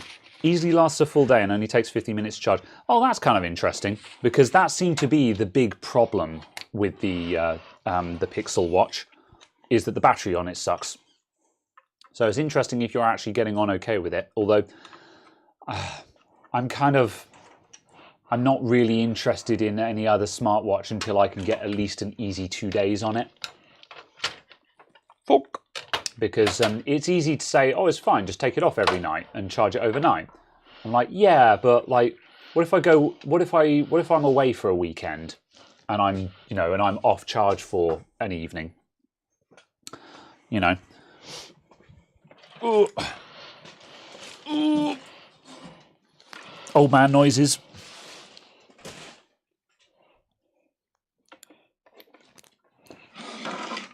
Whoop. Right, that's got the thing on it. Tell me when you want me to do the thing. Pine Time is a fun smartwatch and super cheap. I've had my eye on that since it came out, but also activate. But also since it came out, I don't know if it still does, but when it first came along, it had a big old warning attached to it, basically saying, if you're not a Linux developer accustomed to designing apps and tinkering in Linux, this is not for you. And I took that as a hint of, no, this thing is not for me in that case. I don't know if it's improved to the point where it's feasibly a consumer product now.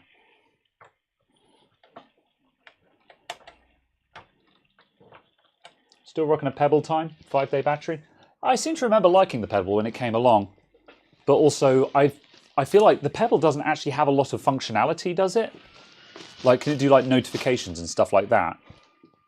Because I seem to remember that the issue with the Pebble was that it didn't actually do a lot. So it kind of begged the question, given how low the functionality on it is there any point in it being a smartwatch at all, kind of thing?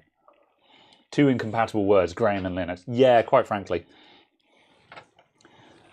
Could it be a pump issue? Well, we can see that we've got flow because we've got air bubbles circulating around. It certainly looks like it's doing the job.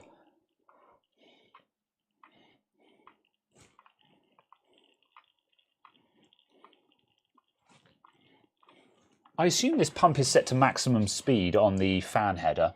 Not presently. Yeah, should probably just dial the pump up to... Oh, yeah, let's see. Yeah. Oops. Yeah, although that much being said, it's got a big old fan curve on it, so when the CPU was hitting high temperatures, the pump would have been up to full anyway. Right. I'm waiting to hear if that pump winds up now.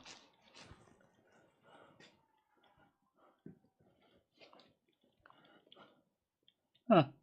I seem to remember that pump was louder at full chat. Yeah. Ooh. Rich 1880 MA, thank you very much for the $2. How's it going, man?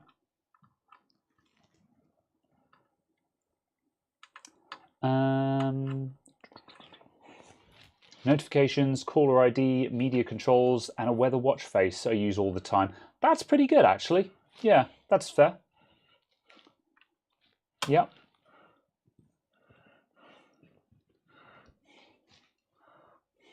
If it's not the water pump, the only thing left is the optical drive.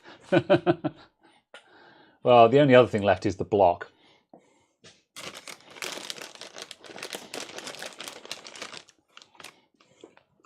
Unfortunately, we can't really do anything about the block. Food time, catch you later. Yeah, no problem. Thanks for dropping by, Si.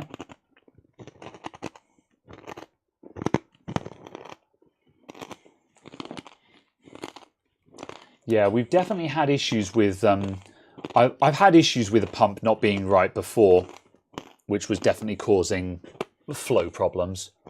But yeah, we've got visible flow through the system now. Let's see if this does the job. Caradog is doing the quiet crunch. I'm going to mute you, Caradog, so you can freely crunch. Go. He crunches 2 more times and then finishes anyway. How are we looking? Uncertain. 50 idle. Fair enough. Doesn't mean anything yet. Off we go.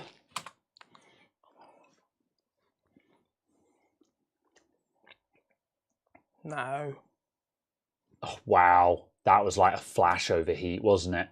Yeah. Like the last temperature I saw on the screen was 78. It was shooting, hit 78, and then the system cut out.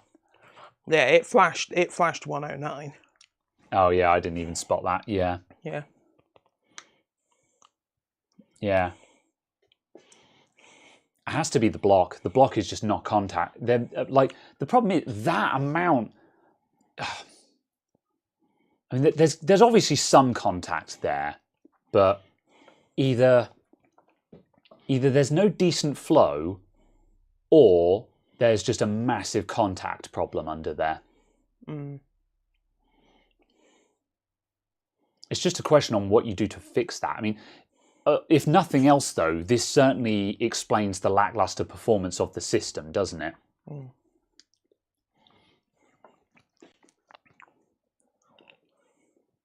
Mm. It's a new song called The Caradog Crunch.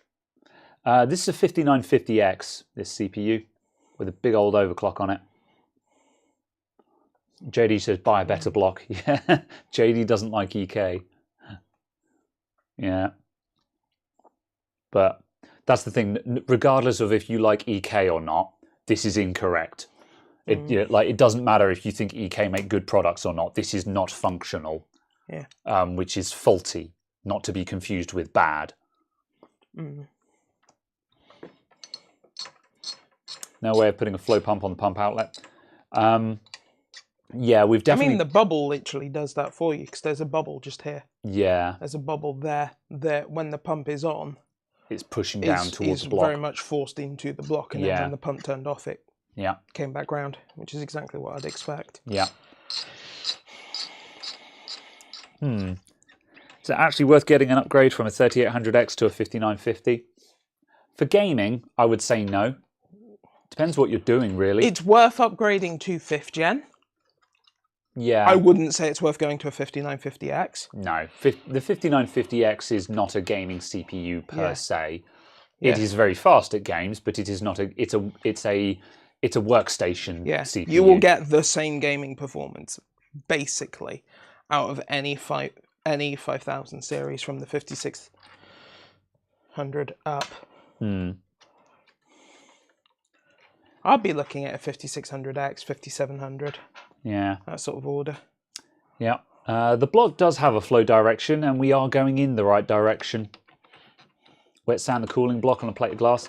Yeah, that's kind of what I was thinking of this. Yeah. I'm kind of thinking that the solution to this is to just go big and say, cool, disassemble the block, ultrasonic it, clean it, lap it, and then see what it does. Could you unplug me? Thank you.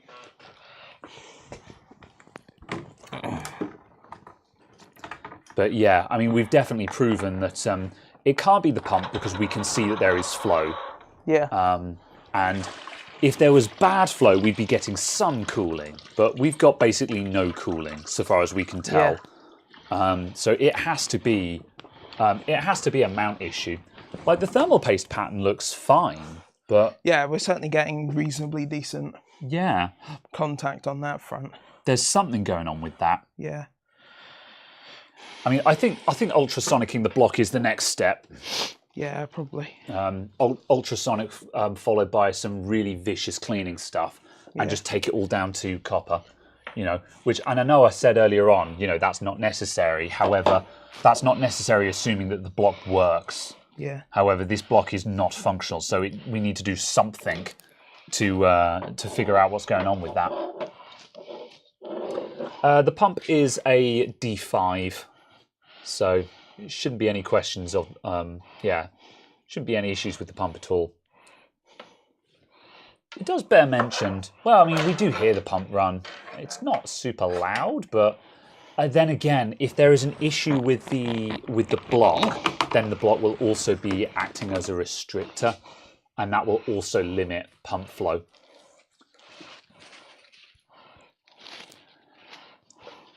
I mean, if we wanted to, we could stick some tubes on the pump, switch it on, and just see the pump going bleh everywhere.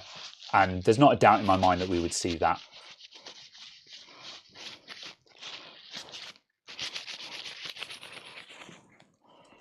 Shipping plastic that didn't get peeled. This is Caradog. He does it on purpose to annoy people, and by pointing it out, you have enabled him further. Now he knows it works.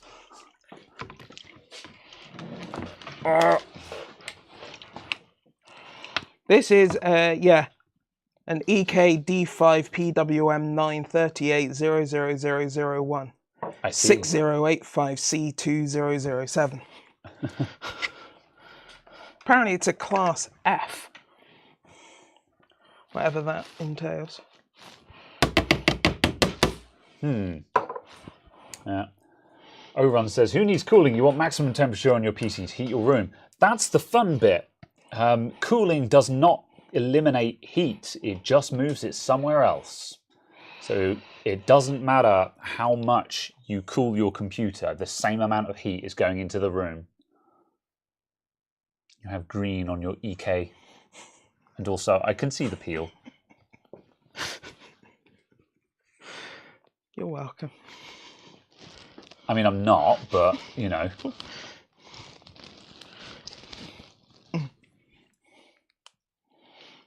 Okay. That doesn't seem to easily unscrew. But with a little bit of effort, it will unscrew. Yeah, could disassemble it. Yeah. I'm not going to right now, because I'm going to move to having a working computer. Yeah, I was going to say, I think at this point we should go to reassemble the original computer, get that up and running, and then, yeah, depends. It depends what we want to do. We could do some. Yeah, we could make this a project for next week. Continue working on it, and like I can preheat the ultrasonic and stuff like that. Yeah. But yeah, for now, however, yeah, I'll help you clear the bench. I have ended up with both of the keyboards on here. Right. Are we done with the bucket? Yes, everything is empty. Cool. This is a bucket. We are done on that front. Right, let's... Dear God. Doop, doop, doop, doop.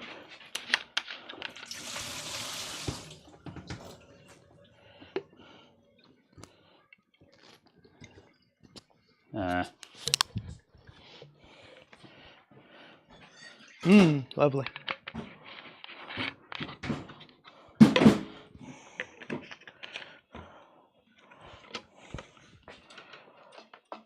Whoa. Right. You can go over.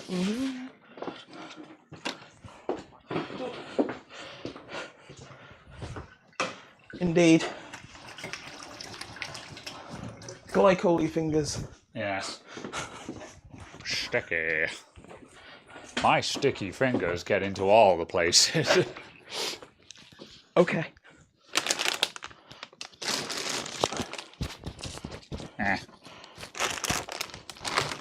Okay.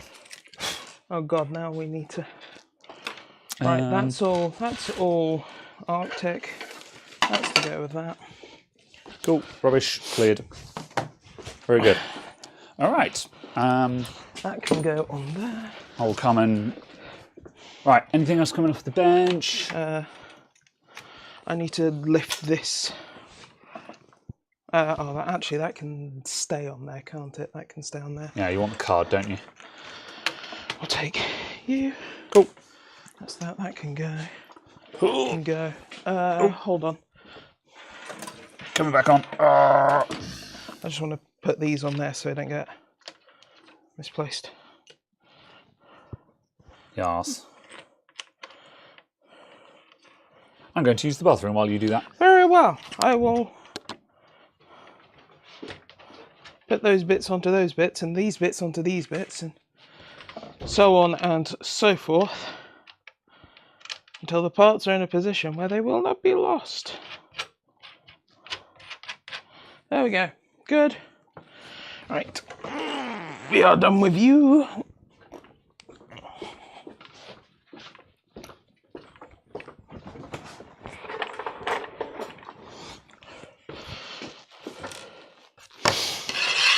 Yep. Cool, that's all of that for that. That's for that, that's for that. Excellent.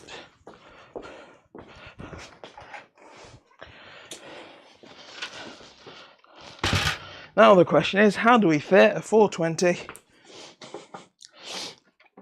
into this case?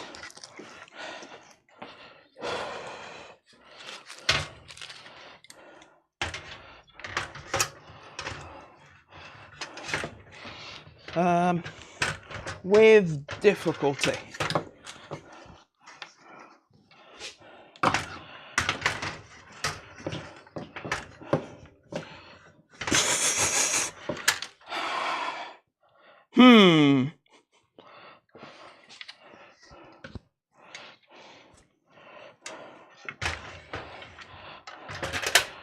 Whilst there are 420 mounts at the top, it is difficult to get stuff in there.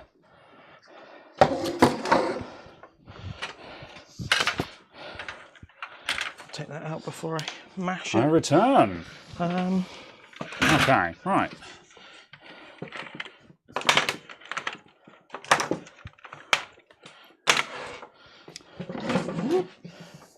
Can I get this? All right. Maybe is the answer to that. Have you picked up any Black Friday deals yet, Caradog? Oh. I see. I'm kind of that hard drive, I guess. Yeah. But I think that was also kind of the going rate for it, so yeah, a bit of both. I've seen a couple of deals that I've been like, oh, I kind of want that, but I can't justify it, and I don't have any spending money at the moment. Yeah. The closest I had to spending money was the money that I just spent on these lights.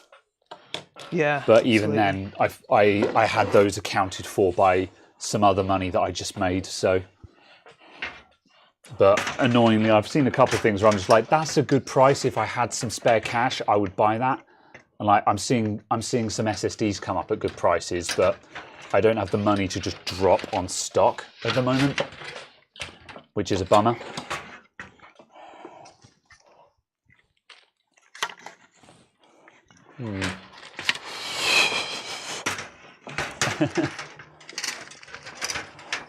Wrangling radiators is surprisingly difficult. I think you're going to have to board out for that. I'm going to have to board out, yeah. I was just checking if it went the other way around. Fair enough. That is greatly frustrating, but easily resolvable.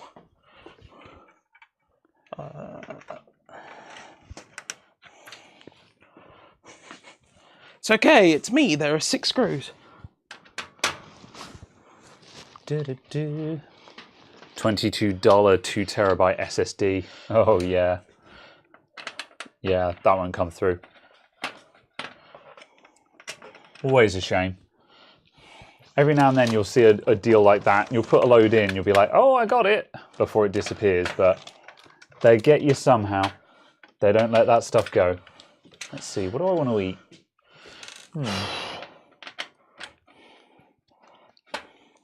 What did we start out on? Oh! Oh no, where did you go? Where's the buttery fingers? There they are. I'm going to have some more butterfingers.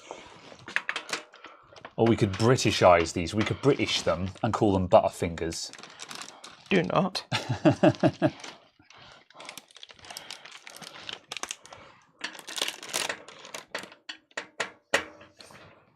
Right.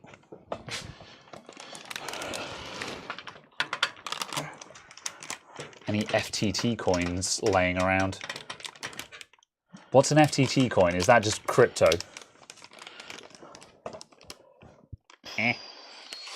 Cool. Do you have a CPU thermal pad? No. I feel like that's something we should get in. Oh, I nearly dropped it. I feel like that's something we should get in at the moment, at some point, to have a tinker with. Just some, like some of the graphite pads or something. Oh, it's the FTX token. Oh, yeah. No. No, I don't have any crypto at all. Apart from, I've still got my library coin.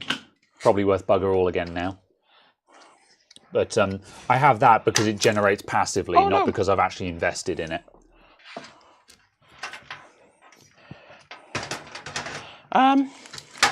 Which screws will this need? Oh, you're having a laugh. Can you thread it all the way through the front straight? That's what I'm thinking. Yeah.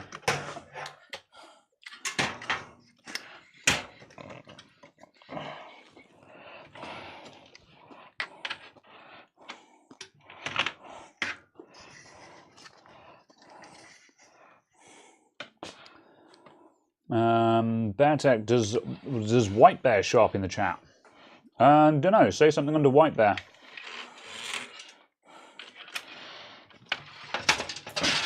It's concerning watching Caradog build. Well, to be honest, he's having to do a lot of wrestling at the moment. There are some builds that just involve a lot of finagling and shoving and get in there, you bastarding.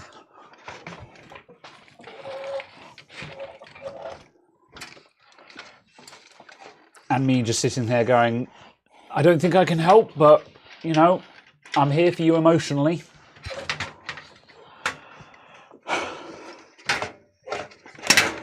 Does the rad actually fit?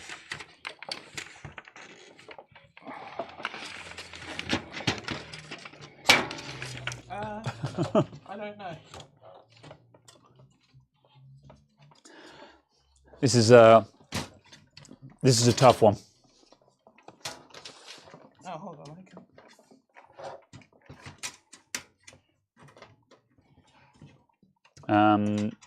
There we go. White Bear is visible. Yeah, you're fine.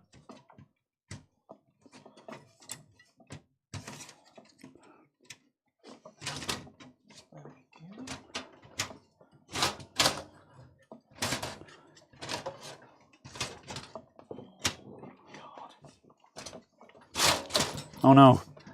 There's a spammer, but my hands are held up by preventing this motherboard from going off. There you go. All right. No! My private photos here! Hide user on this channel. There we go. There we go. This is not working well at all. It's getting there. Are you winning? I think you're winning. Oh, that looked good. With violence. Yep. Violence is gotten through, I think. Yeah. Right. I think we've just discovered that the rad technically fits, but really doesn't. Yeah.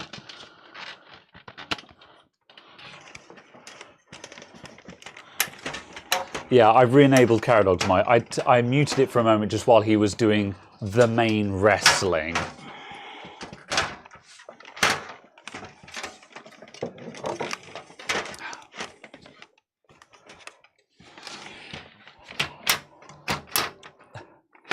And also, Jerry, for the record, this is not normal water cooling experience. In fairness. Are you looking for some holes, some mount holes to line up now? Or is it just still not quite in right? Yeah, basically. Making poor Caradog do all the work while I drink? Yeah, I said I'd do this at the start, quite frankly.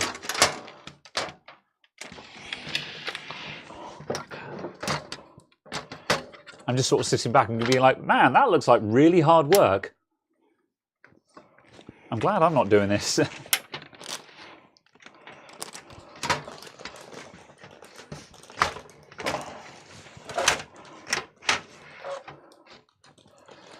The usual two guys talk tech method of operation. Only sometimes. Only sometimes.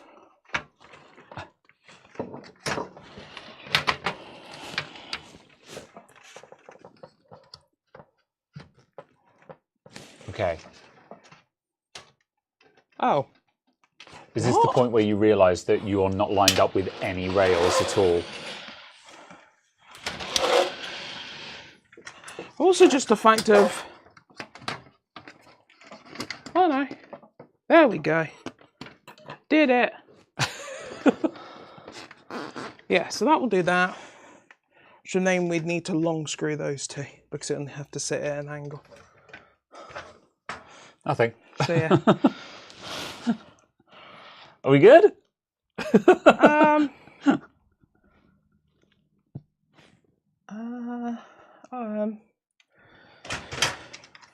Kind of. What screws does this take again? Okay. This, I don't know, probably coarse. Tell you what. Oh, the other one's down there. That's fine. If there's one exposed, I'll... Yeah, those two. Okay, yeah, there we go. Let's have a look. That feels good. That feels good. That's in. Let me see if I can get one in the opposite corner. No. You're not getting the opposite corner, but you will get the same side there. Yeah, okay. I take it, can it not come toward us by a few millimetre?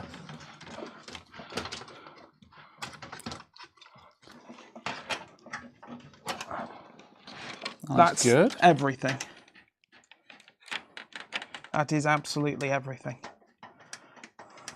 All right, that's not going to go in fully.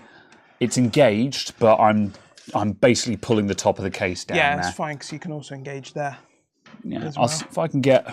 If we can get 4 corners, then that's good enough. Oh yeah, absolutely. Yeah. It's just a case of you can also go in with the amount of here. Yeah. As well. Sure. I mean that's going to stop flex, isn't it? So yeah. I was going to say, with the amount of work you just put in, it's not like it's going to fall out. So no, absolutely.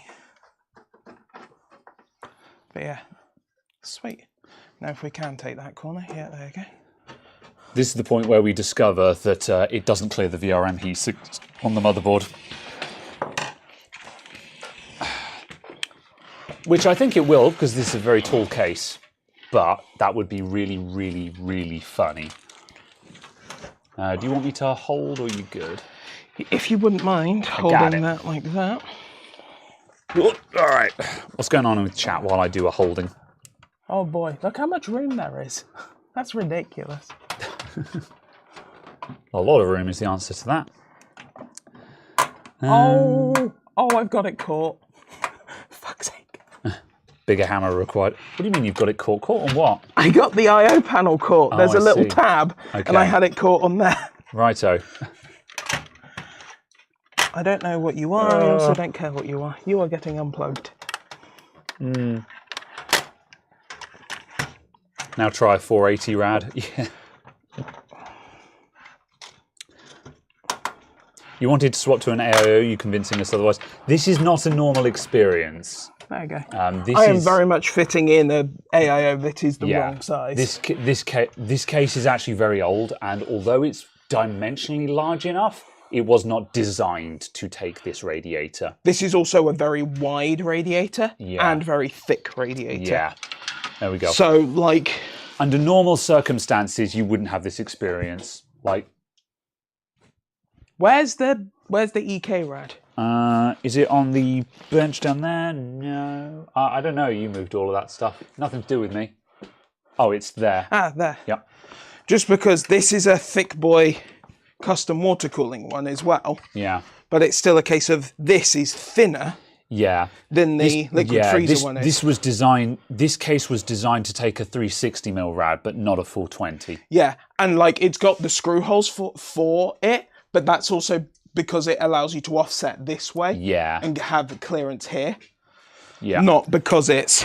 Ultimately, the case, rads like that did not exist when this case was designed. This is old. Yeah. Good. Good. Excellent. Let's see. I now require more course threads for actually putting them I will retrieve you some. Because I know if I don't go and get some, you'll be like, fine, we don't need screws in this computer. Hey, it's got one in there now. What more do you need?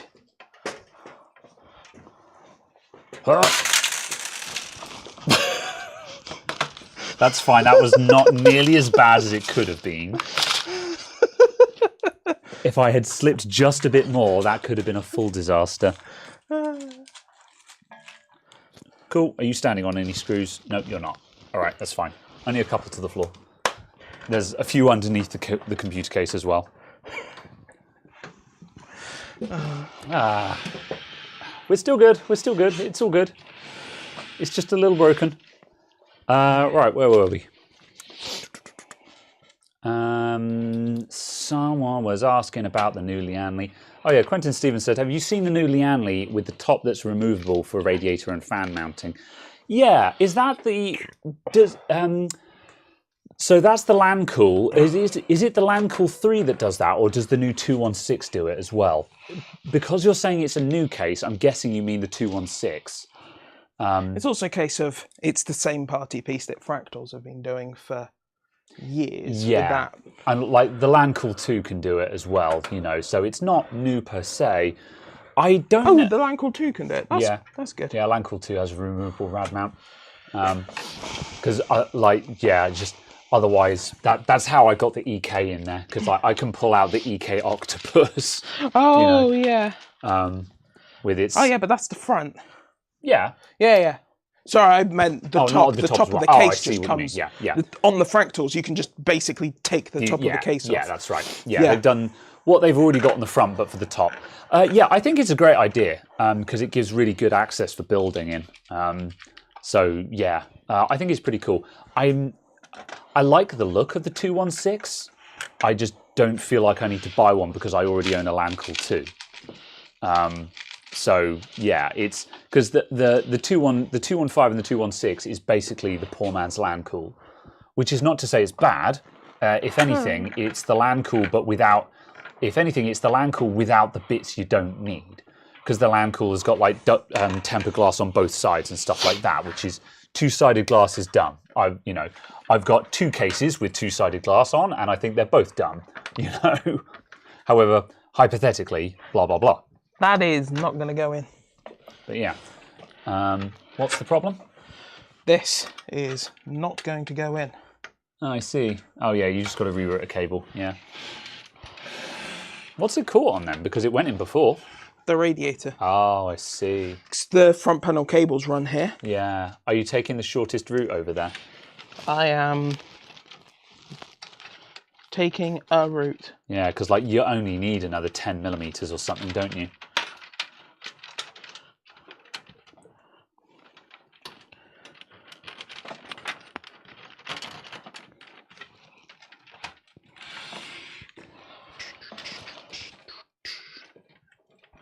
The Corsair 7000D can do it. Oh yeah, that's kind of interesting. I haven't seen the 7000D. I feel like the 7000D is just... knowing that it can come apart like that does kind of justify the price, because my opinion of the 7000D has always just been it's too expensive.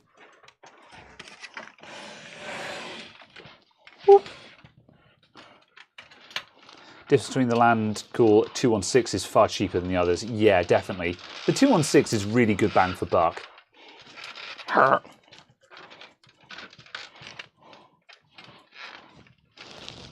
Okay. Is this Bitfenix case? No, this is a Cooler Master. This is a Cooler Master. 400D. Is it a 400? I think so. I would imagine it'd be a 7. No, it's the 450D. Sorry. 450D. Yeah. This. Yeah. What is it? An Obsidian 450D? Or? Yeah. Yeah. Yeah. It's an This is an Obsidian 450D. A very old and battered one, I might add, but still functional. Caradog assembles things like there's a bomb about to go off. Look, this requires a lot of manhandling, this PC. So he's getting on with it.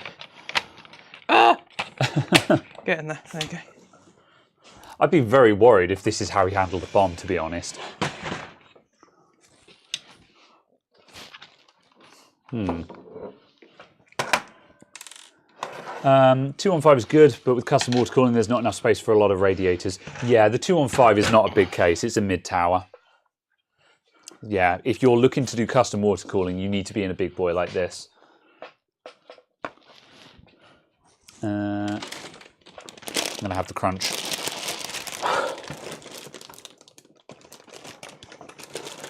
Ah.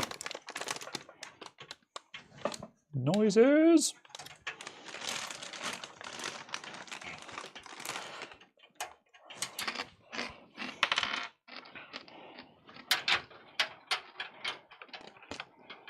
$7,000D is big enough that you can have two 480 RAS and a 420 at the same time. Wow.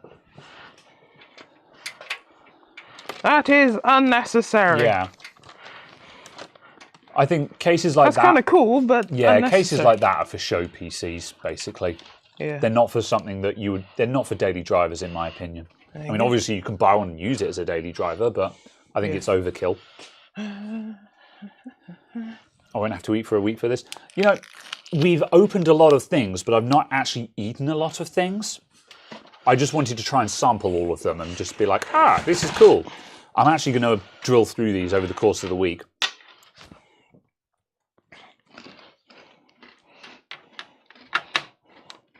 In you go.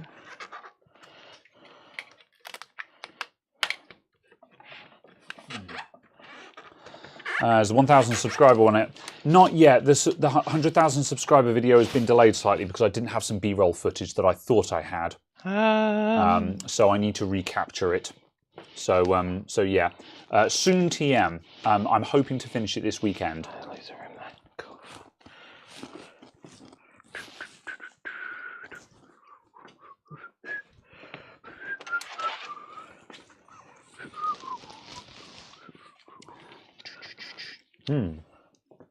Always soon.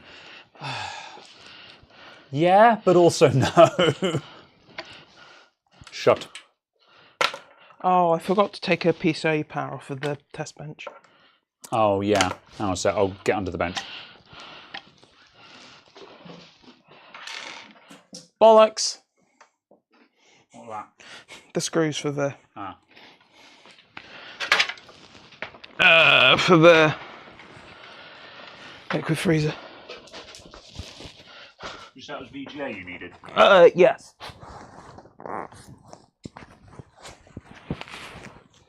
Got that one? Okay. Panic over, everyone. Highly professional stream. Okay. Sweet. Also working on nuclear fusion. Yeah, you shut. Be silent. No more talking now. We did actually hit 150,000 subscribers this week, though. Yes. Which is noteworthy, I suppose.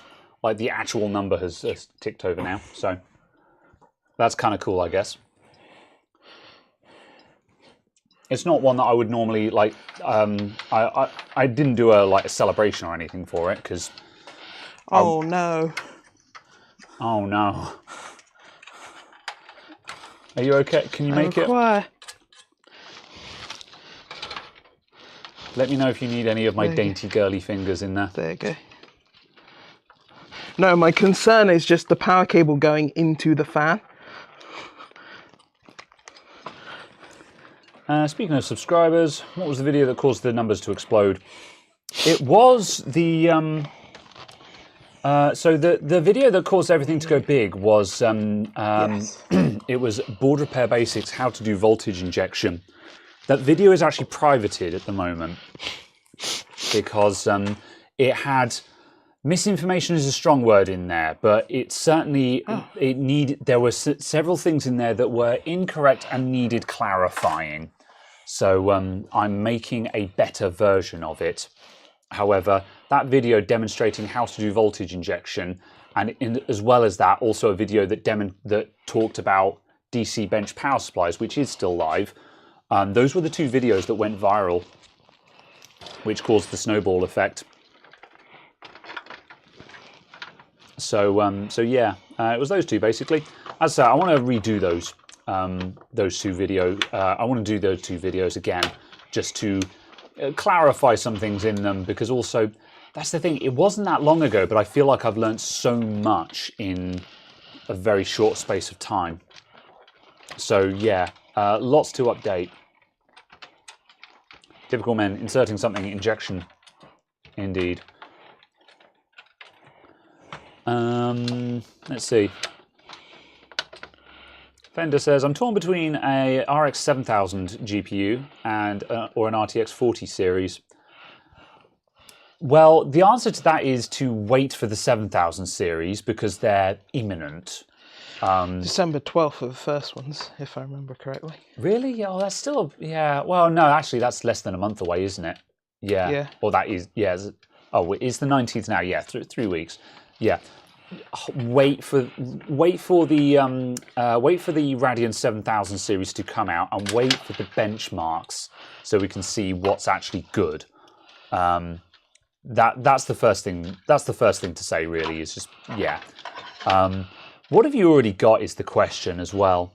Like, what graphics card are you coming up from? Because depending on what are you driving? Yeah, because depending on what you've already got depends on whether it's worth getting a new one or not, and that kind of thing.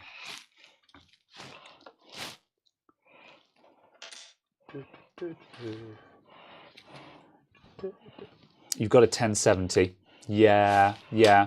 The 1070 is still a viable card, but I can certainly see why you've got the itch to upgrade from that. So yeah, on the assumption that you're running 1440p or higher. I mean, even if you're running 1080, an upgrade from that would be nice just to have the headroom. So, and yeah, Amsterdam, chill out. You spent the first 3 hours of this stream saying the same 4 lines over and over again, and I said nothing. However, it started annoying other people. They've told you you're annoyed, and now you're getting shirty with them. So just don't spoil it, man. Just be cool. There's a screw underneath the case. Probably. Both panels are off, so it'll be found in a moment. So yeah. GTX 1080 Ti now available. That's true. I could sell you a 1080 Ti. That's not a good upgrade from a 1070. I mean, it will be significantly faster, mind you. The 1080 Ti is still a very quick card, quite frankly. I was a little bit sad the other day when, after I rebuilt the GPU rig and I was running Cinebench on it, and its Cinebench score was really not that dissimilar from the 7700K. Yes. Yeah, and I was just like, that's, you know, 3 generations apart from DDR3 to DDR4, and not a lot happened in that time. It's just kind of an interesting of just that observation of the past couple of years, CPU performance has just exploded kind of thing. So yeah, I found that quite interesting. So yeah, the GPU rig has got a 4790K in it, and yeah, as I say, the 4790K, it was like 3000 something multi-core versus 4000 something for the 7700K. And I mean, I suppose you could say, well, that's 25% difference. That's an enormous improvement. But then on the flip side, of course, modern CPUs are running the tens of thousands of points. So, you know, they're completely different animals entirely, you know. I suppose the interesting would be to see, well, I suppose the 8th gen is when the speeds would have started taking off a bit more, just because with 8th gen you obviously had another 2 cores across the board, which is obviously going to make an enormous difference in something like Cinebench. Yeah, absolutely. But yeah, the 7th gen is in that weird area because when you say 8th gen, that doesn't sound very old, whereas 7th gen sounds old. I don't know what point I'm trying to make here. It's just sort of, I saw numbers and they made me think, you know. Want to play with the 4790K, the MSI M-Power 20 plus phase, boy. I don't know, at some point. We haven't really decided what we're doing with long-term overclocking plans. No. We'd certainly give the 4790K a ragging at some point. Because, come to think of it, we've tried to rag the 4790K before. We just haven't had a board that could do it properly, did we? Yeah. Because the Sabertooth was... Yeah, the Sabertooth was a damp flannel. The Sabertooth was Asus. Yes. Oh, God, that's exactly what it was, wasn't it? Yeah. And the Gigabyte. Well, that much being said, we didn't find the super cool overclocking section of the Gigabyte until after we last tried to overclock it. Although, that much being said, it didn't have the voltage, did it? Yeah, it did. Did it? Oh, okay. Yeah, no, it was the AM3 Plus board that didn't have the voltage. Yeah. Because we wanted a V-core of like 2.2 volts. Yeah. Yeah. Oops. I have over-tightened that. Why is the price of DDR3 still holding high? Because people keep paying it? Yeah, people keep upgrading old stuff, basically. It's the same as that age-old question, why does second-hand Intel CPUs cost so much? You know, like every now and then I come across people who've got like an i5-6400 or something like that. Oh, yeah. And obviously it's struggling in a gaming PC. And they're like, oh, can I upgrade this? I'm like, yeah, you know, you could drop like a 7700K in there or something like that. Yeah. But when you look at like 6700Ks or 7700Ks, they cost like £150. Yeah. And you're like, hell no, I'm not paying 150 quid for a second-hand CPU that's, what, 4 years old, 5 years old? Yeah, you absolutely. Know, when I could buy brand new CPUs for that money. And it's kind of a shame, really, because it means that they now have to buy a whole new platform when really a CPU upgrade is all they really need. It does demonstrate the benefit of the longevity of the AM4 socket.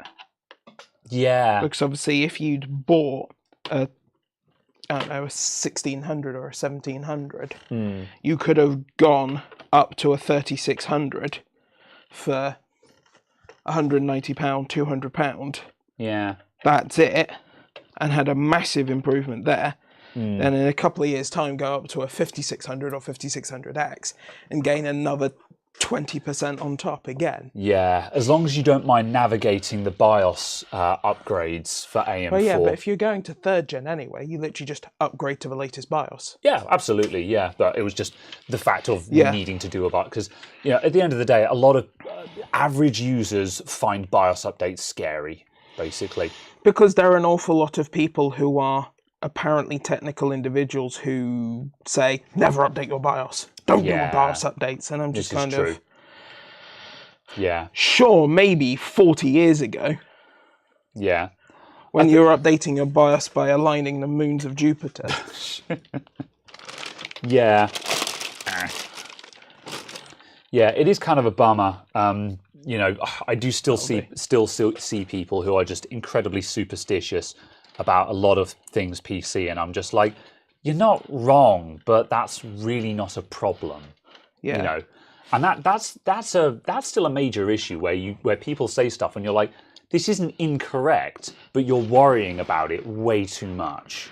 Just do it, man. Just send it. It'll be fine, you know. It's also a case of, certainly on newer stuff, so stuff where it's in warranty, it's a case of, well, if it's dead, you warranty it. Yeah. That's what warranties are for. Yeah. Tone Gaming, anyway, you can send me a video audio clip about the CPU fan issue. I mean, sure, jump in the Discord and link it me in Discord, and I'll have a listen and just tell you what I think. Because an audio clip is worth 1,000 words there. So if you can't obviously upload it to Discord because of a lack of nitro or something, stick it as a private video on YouTube. Yeah, put it unlisted on YouTube and then link it or something. So yeah, DDR5 is as cheap as DDR4 here. Oh, interesting. That's a good sign. It's certainly coming down. It's not there yet, but it's not quite as bonkers as it was. Close. Yeah, we're getting close. Certainly for like 4,800 kits, 4,800 kits, 5,000 kits. Yeah, because like certainly if like a month or two ago when we did a Spectre AM5 system, you know, we were looking at the prices and it was more expensive, but it was within the realms of possibility. You know? Yeah, it's also we were speccing high, but we could have got that. We could have ground that system down to 1,400, which is not unreasonable. Yeah, it's also a case of, don't forget that DDR5 basically cuts the bottom off of RAM capacities, and you basically can't have an 8 gig system on DDR5. Yeah. And arguably you're missing out by having a 16 gig system as well in a lot of instances, because the price difference between a 16 gig kit and a 32 gig kit is £6. Really? Or something dumb. Yeah. Huh. Sort of thing, you know, or £10, you know, sort of thing like that. At least in, you know, there have been kits like that. Yeah. I'll keep that in mind then. So because, it's kind of been a case that where basically you just want to sort by price and look at what's going on. That's not fair. Go, I want a 16 gig kit. That's good advice then, because I know, you know, like we've had a couple of folks around recently who've been adamant that they need X number of gigs of RAM. Like, there was someone in my Twitch stream on last Sunday or Thursday who was talking about getting lots of RAM, and I said, you know, I think they were looking for a 64 gig kit though, and I was like, no, don't. You don't need that much. Don't be dumb. I normally say to people, just get 16. 16 is fine. Yeah, it absolutely is, however, and it's not a problem. If 32 now is only a tenner extra, then sure, get the 32 gig kit. Yeah, it's just a case of kind of looking at the prices. Yeah. This came off the Game Max, didn't it? Yes. Good. I haven't randomly mixed in a Corsair power supply cable. No. Yeah, or it was on the test bench anyway. Yeah. That's fine. So yeah, and also Wild Floor Lamp said that UEFI is basically a small operating system running under your OS now, so it needs updates, and yeah, that makes sense. Have we seen the Dell Cam RAM poop?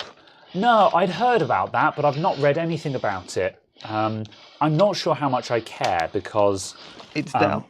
Yeah, like a lot of modern laptops, the RAM is all moving to soldered on anyway, so it doesn't really matter what kind of RAM they're using if they're soldering it on. Yeah. And if they're doing that on desktops, that's kind of crappy. But again, on an OEM machine, I don't particularly care. Yeah. So I'd care if it was Alienware.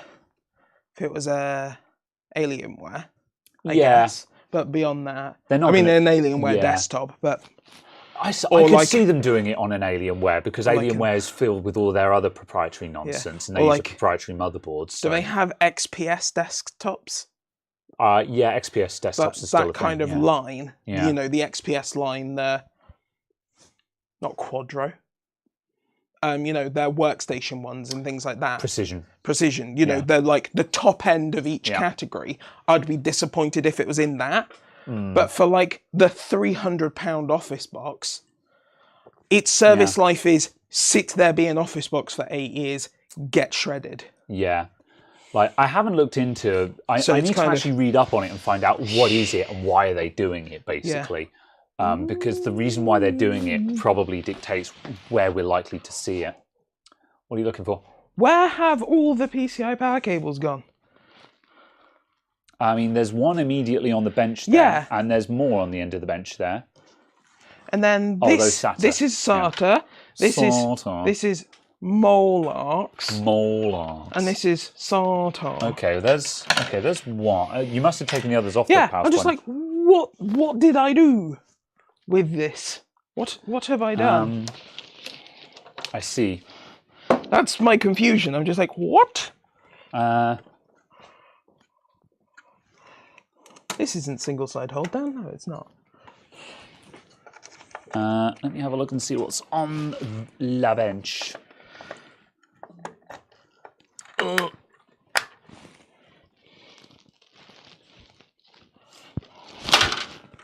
Donk. Right, there's 2 there.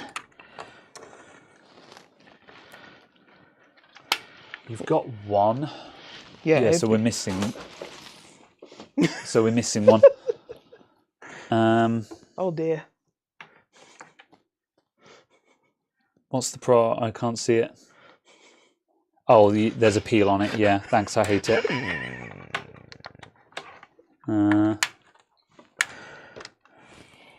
Trying to find your heckin' power cables. Right? Put down. Like, what? See, you slate me constantly for losing things. And this is how it happens. Welcome to my world. It's not that much of an issue. It's only a A77. Has it even got... Oh, yeah, it does have 2 connectors on it. Yeah. But what? Oh, dear. I mean, we had to. It has to be in this area somewhere. Heckin' heck. All right.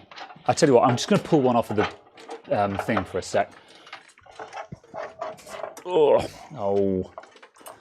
What's that? No, that's SATA. SATA.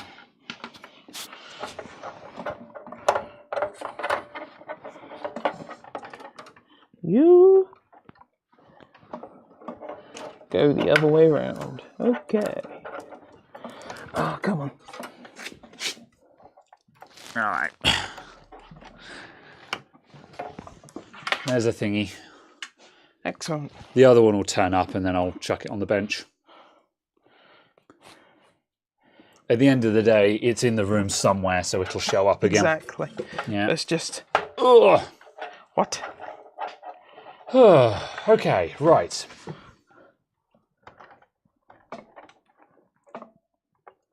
Seen a bunch of issues caused by loose DIMMs. Is that what the cam thing is all about? It's just the mounting system. Right, hang on a sec. I'm going to back scroll because I... I'm going to back scroll because I can and I'm hectic like that.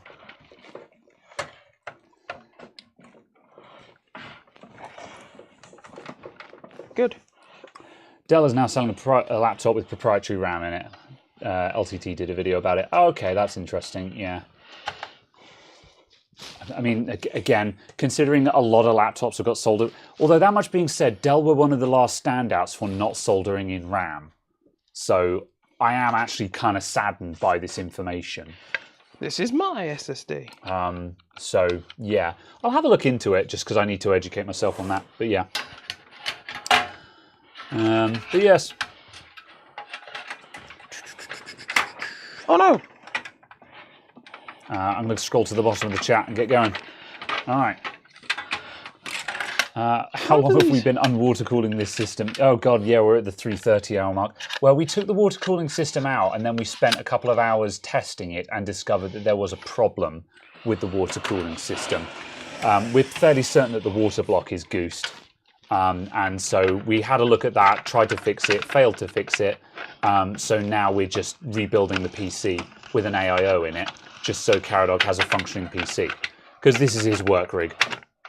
So how does this? soldered RAM is bad from a consumer standpoint, but it makes more sense for mobile systems. Yeah, that's just it. Like, don't get me wrong, I don't like soldered in RAM, but it's already common.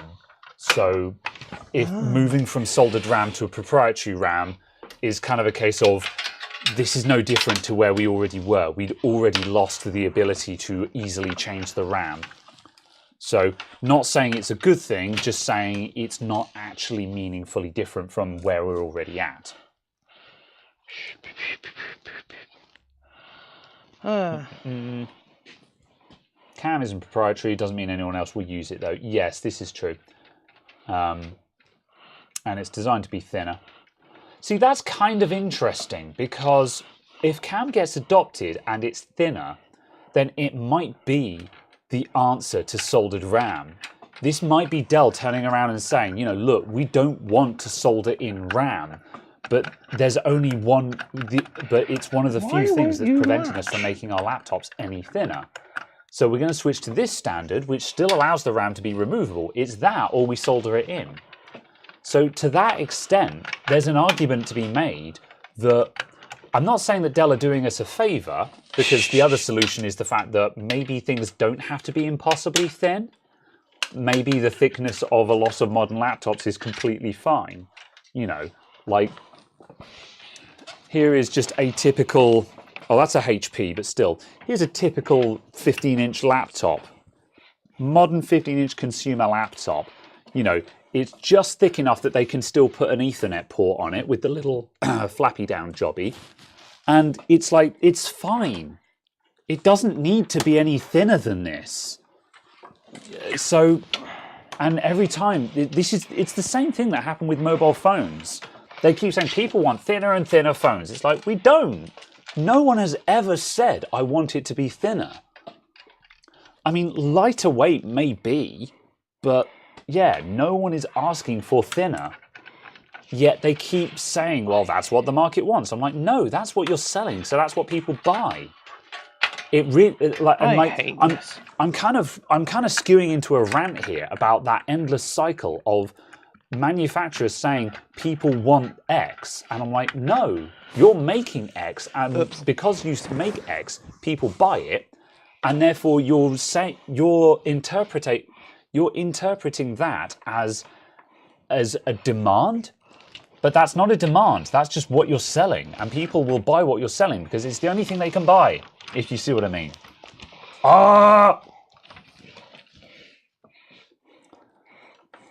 So yeah, it's kind of a matter of, yeah, stop making it thinner and just make the battery thicker.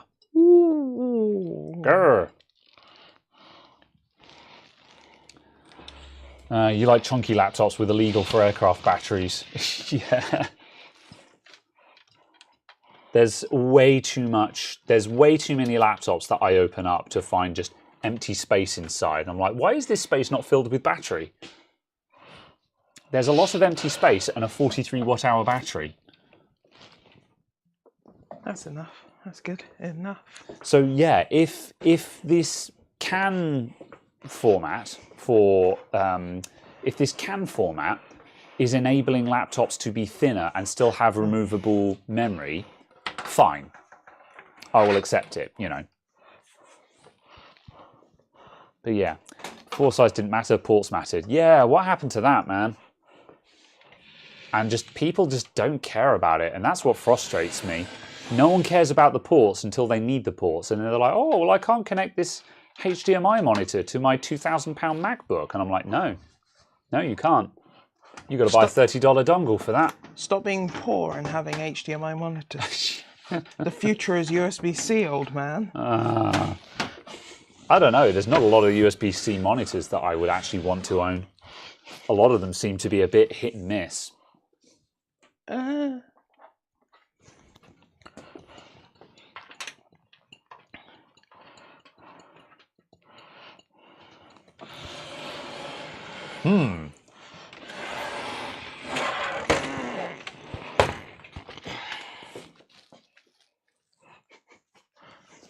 I nearly put the 970 back in here.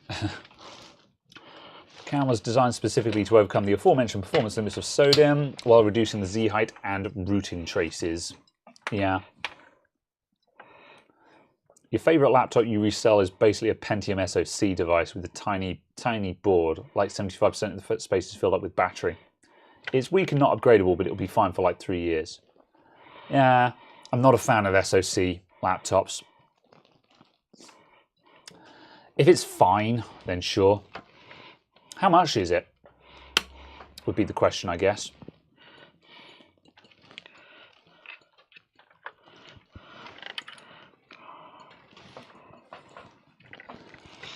I think mobiles have found the right size now and they've run out of ideas. Yeah, I think so. Mobile phones are very much at a limit. Okay. I recently factory wiped my old Huawei P20 and set it up to be the shop phone. So the shop will have a company mobile phone, and also I've got it for other things. And I have to admit, I picked it up and started using it. I'm like, oh, this is so much lighter and easier to handle than my Pixel 6. And for a moment, I was like, you know what, I miss this phone. But then I realized how much faster my Pixel 6 was, and was like, okay, no, I don't miss this phone. But the Pixel 6 is definitely too big, and the next phone I buy will be smaller.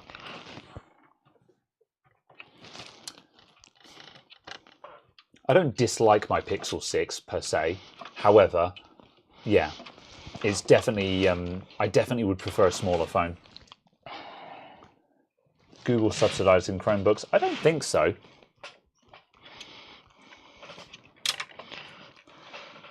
And do we have a bucket of old laptop batteries? We do, yeah. I'm not turning into, I'm not reusing any batteries, but I certainly need to throw them all out. More cameras, just give us one big sensor. That's difficult to say. The idea of the more cameras is that the phone can deal with more situations. Yeah, because you can't have one lens that can do it all. You can't have a super zoom on it because of the size. Yeah. But you can obviously have two cameras in there, one of them with a fixed wide angle and one of them with a fixed telephoto. Yeah. And then you get both ends of that. It is amazing how image processing is managing to stitch those things together so well.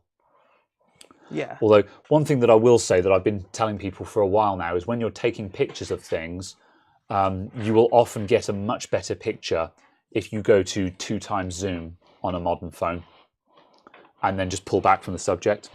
Also, if you just hold the thing still. Yeah, that's hold the bloody phone still. Wait until the picture appears on the screen, then move. You move when the picture has been taken. I feel like we shouldn't need to say this, but we do. Yeah. If you take a picture and you look at it and it's blurry as hell, no, that's not good enough. You need to take the picture again. However, yeah, as I say, pull back, go to 2x zoom, and you'll get a much nicer picture because the wide-angle lens is not as good a quality as the telephoto. The telephoto will give you the best picture. The wide-angle is just there for when you need it. So yeah, if you go to 2x zoom, it will immediately come off of the wide-angle. Pull back and you'll just get a way better picture.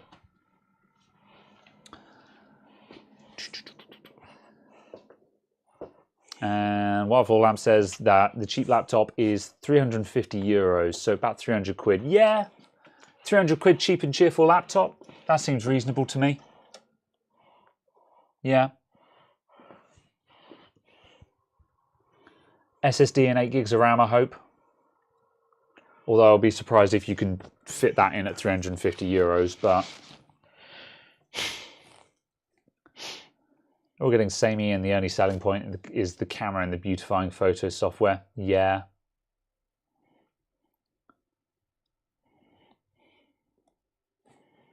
Good post. God. All right, it lives. Indeed. eMMC 32 gigs and 2 gigs of RAM. No, Sai. Do not.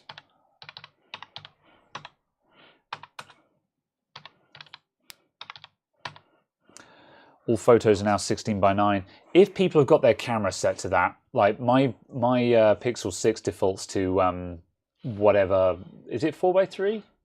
Yeah, 4:3. Yeah. 4:3 is the default because that's what the sensor is, and then it crops Yeah. to 16:9 if you set it to crop to 16:9. And it's just immediately synced my desktop icons going, here are all the games that aren't actually installed on your work machine. Thanks, OneDrive. Groovy. All right. I have no onboard audio. Ah. Is that actually because the embed onboard is disabled? I was going to say, is this your 2700? No output devices found, full stop. Interesting. Yeah, is this your 2700? No, it's a 5950X. Ah. Oh, interesting. There is no onboard Oh, whatsoever. of course, yeah, because you've got a 5800X 3D at home, don't you? Yeah. Ignore me. Oh. Who cares? I have Bluetooth. Very well. Cool. Right. Well, that was a slight mission. Oh, well, it don't connect unless it's in my ear. I should now magically have... The audios. No, apparently not. Okay, I might have to fix Bluetooth then. That'll be annoying.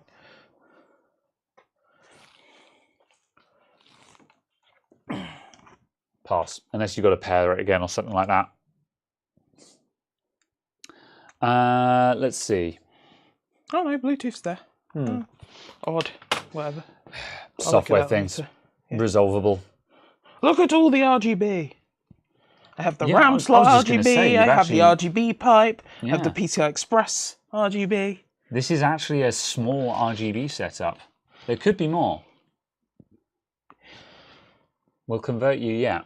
I also have the 12 volt RGB and the VDG and the HDMI and the DUV for the hood. And that starts reading off all of the DDR4 RAM timings. Very good. That was a conversation in English. Yes, I think we're done. This might be 3333, but yeah. Once again, at the end of the stream, Cowdog is like, but what if I started overclocking the RAM?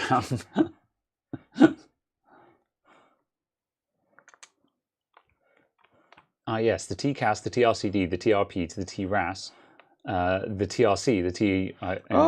It's covered up now. All right. Yeah, I've reached the end of the bottle, so I'm getting sleepy now, basically. Absolutely. So, Caradog, take me home. Oh, not again. Drive me home. I'm tired. Very well.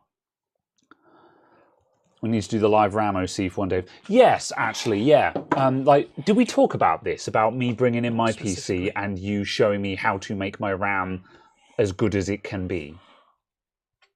Not specifically, or at least if we did, I don't recall.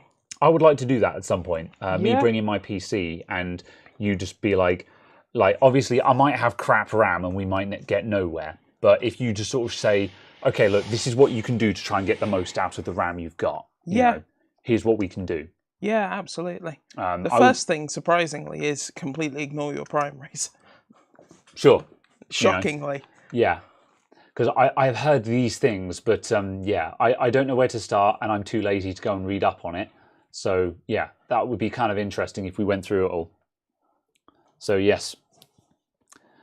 You need to visit at some point and get a drink, get you to drink absurd levels of German beer. Maybe. But yes, you do definitely need to visit. So yes. Good. Teach us how to BSOD. Very good. All right. Let's wrap up. Thank you everyone for tuning in. We will be back next week with something, possibly more overcooling, possibly more water cooling tinkering while we see if we can figure out what's going on with that EK custom loop setup. Yeah. Because, you know, there's enough there to custom cool a CPU at least. So, you know, it seems we should definitely figure out what's going on with that.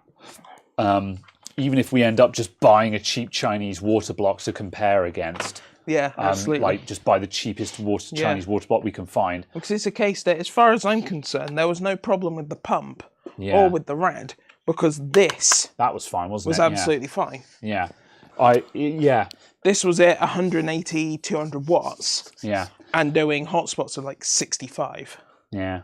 There must be something going on with the microfins on that water block. Yeah. And I think just a really good clean is actually what's necessary. Even though, like I'll say it again, you know, I said at the start of the stream, oh, there's no point in cleaning that. You'll just go down to copper and then it will tarnish again.